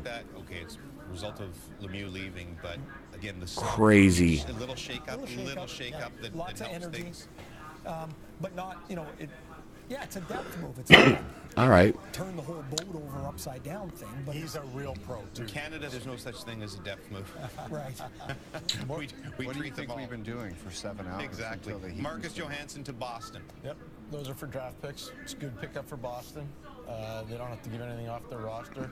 You can play in the second line, you can play on the fourth line, you can kill penalties, you can be on the power play. Remember when Brad Marchand knocked him out? Yes. And his comments after? Have fun with that meeting. That I always think gotta be uncomfortable. It's the most overlooked thing in this whole thing is when guys have hated each other Yep. and walk into the same room. But Johansson. you just always get over it, right? You go to him. I don't think I could do that. You can't do it on this panel. That's a good point. You know what was one of my favorite teammates? Was Steve Thomas. When he played for Toronto and I played for Hartford, we were rookies and we banged together, and I thought, oh, he's my size. You want to fight? Sure. Found out halfway through he was a middleweight champ of the world. He was about 73 rights. Then we ended up playing together in Long Island. So every once in a while I go, hey, Stumpy, tell the guys when I beat you up. And because what else was I going to say? Didn't you do something to O at some point in your career? But we never played together. I just made. I'm not talking about it again. Okay, I don't mean to bring it up again. But so when you guys saw each other afterwards, did you have to have that conversation or just no? The goofiest part about that story, Ray called me overweight. I was the skinniest I've ever was in my life. I was not like Ray to find weak points in the needle. Oops. I love old school hockey stories. All right, let's look at the Nashville Predators. David Poile, man, seeing him at that Stanley Cup final a couple of years ago, he was just so excited. All right. He's been such a good All right. executive for such a long time, 35 seasons, but still that elusive first cup he's waiting for. Wow, David Poile has not won a Stanley Cup in 35 seasons in hockey. Crazy. He could have had it a couple of years ago. Out of that division with the Winnipeg Jets. I wanted to finish a thought on the Ottawa Senators guys quickly, and that is. All right, guys. I think I'm gonna wrap this up. I'm going to head off to work here in the next 10-15 minutes, but I'm just gonna wrap this up here. I'm sure there's gonna be more trades coming on later on. They say there is a lot of stuff going on in the trade call center, so I expect some more moves to come in the next little while. I might break them down during the stream tonight. Once I do my basketball stream, I might break down any more trades that happen from this point forward. I will definitely repeat any trades that happen after, since we go on. You guys have a good rest of your evenings. I'll see you later on 10:30. I'll be live again for Dallas Mavericks and Los Angeles Clippers. Go Sabres tonight. It's going to be a good game. That's going to be a fun game to do, to work tonight. We'll see what happens. But I'm going to wrap it up here, guys, and I'll talk to you guys later on tonight. 10:30, I'll be here, maybe a little bit past 10:30, and we'll do the Mavericks and Clippers later on tonight. And I'll see you guys later. Avalanche and Florida Panthers was a good trade. Yeah, and they're playing tonight against each other. So I guess Brassard will play for the Avalanche tonight. So that's kind of cool to have a trade happen, and you're going to be playing that opponent. So that's cool. But okay, guys, thanks for hanging out with me, and I'll see you later on tonight, 10:30. And yeah, thanks for hanging out with me. 2 sweets to everybody that popped in, and my son just got home from school, so Cardinals out. And yeah, one and only. Boom. All right, guys, be well, and I will see you later on tonight for some NBA basketball. All right, guys, I'm out.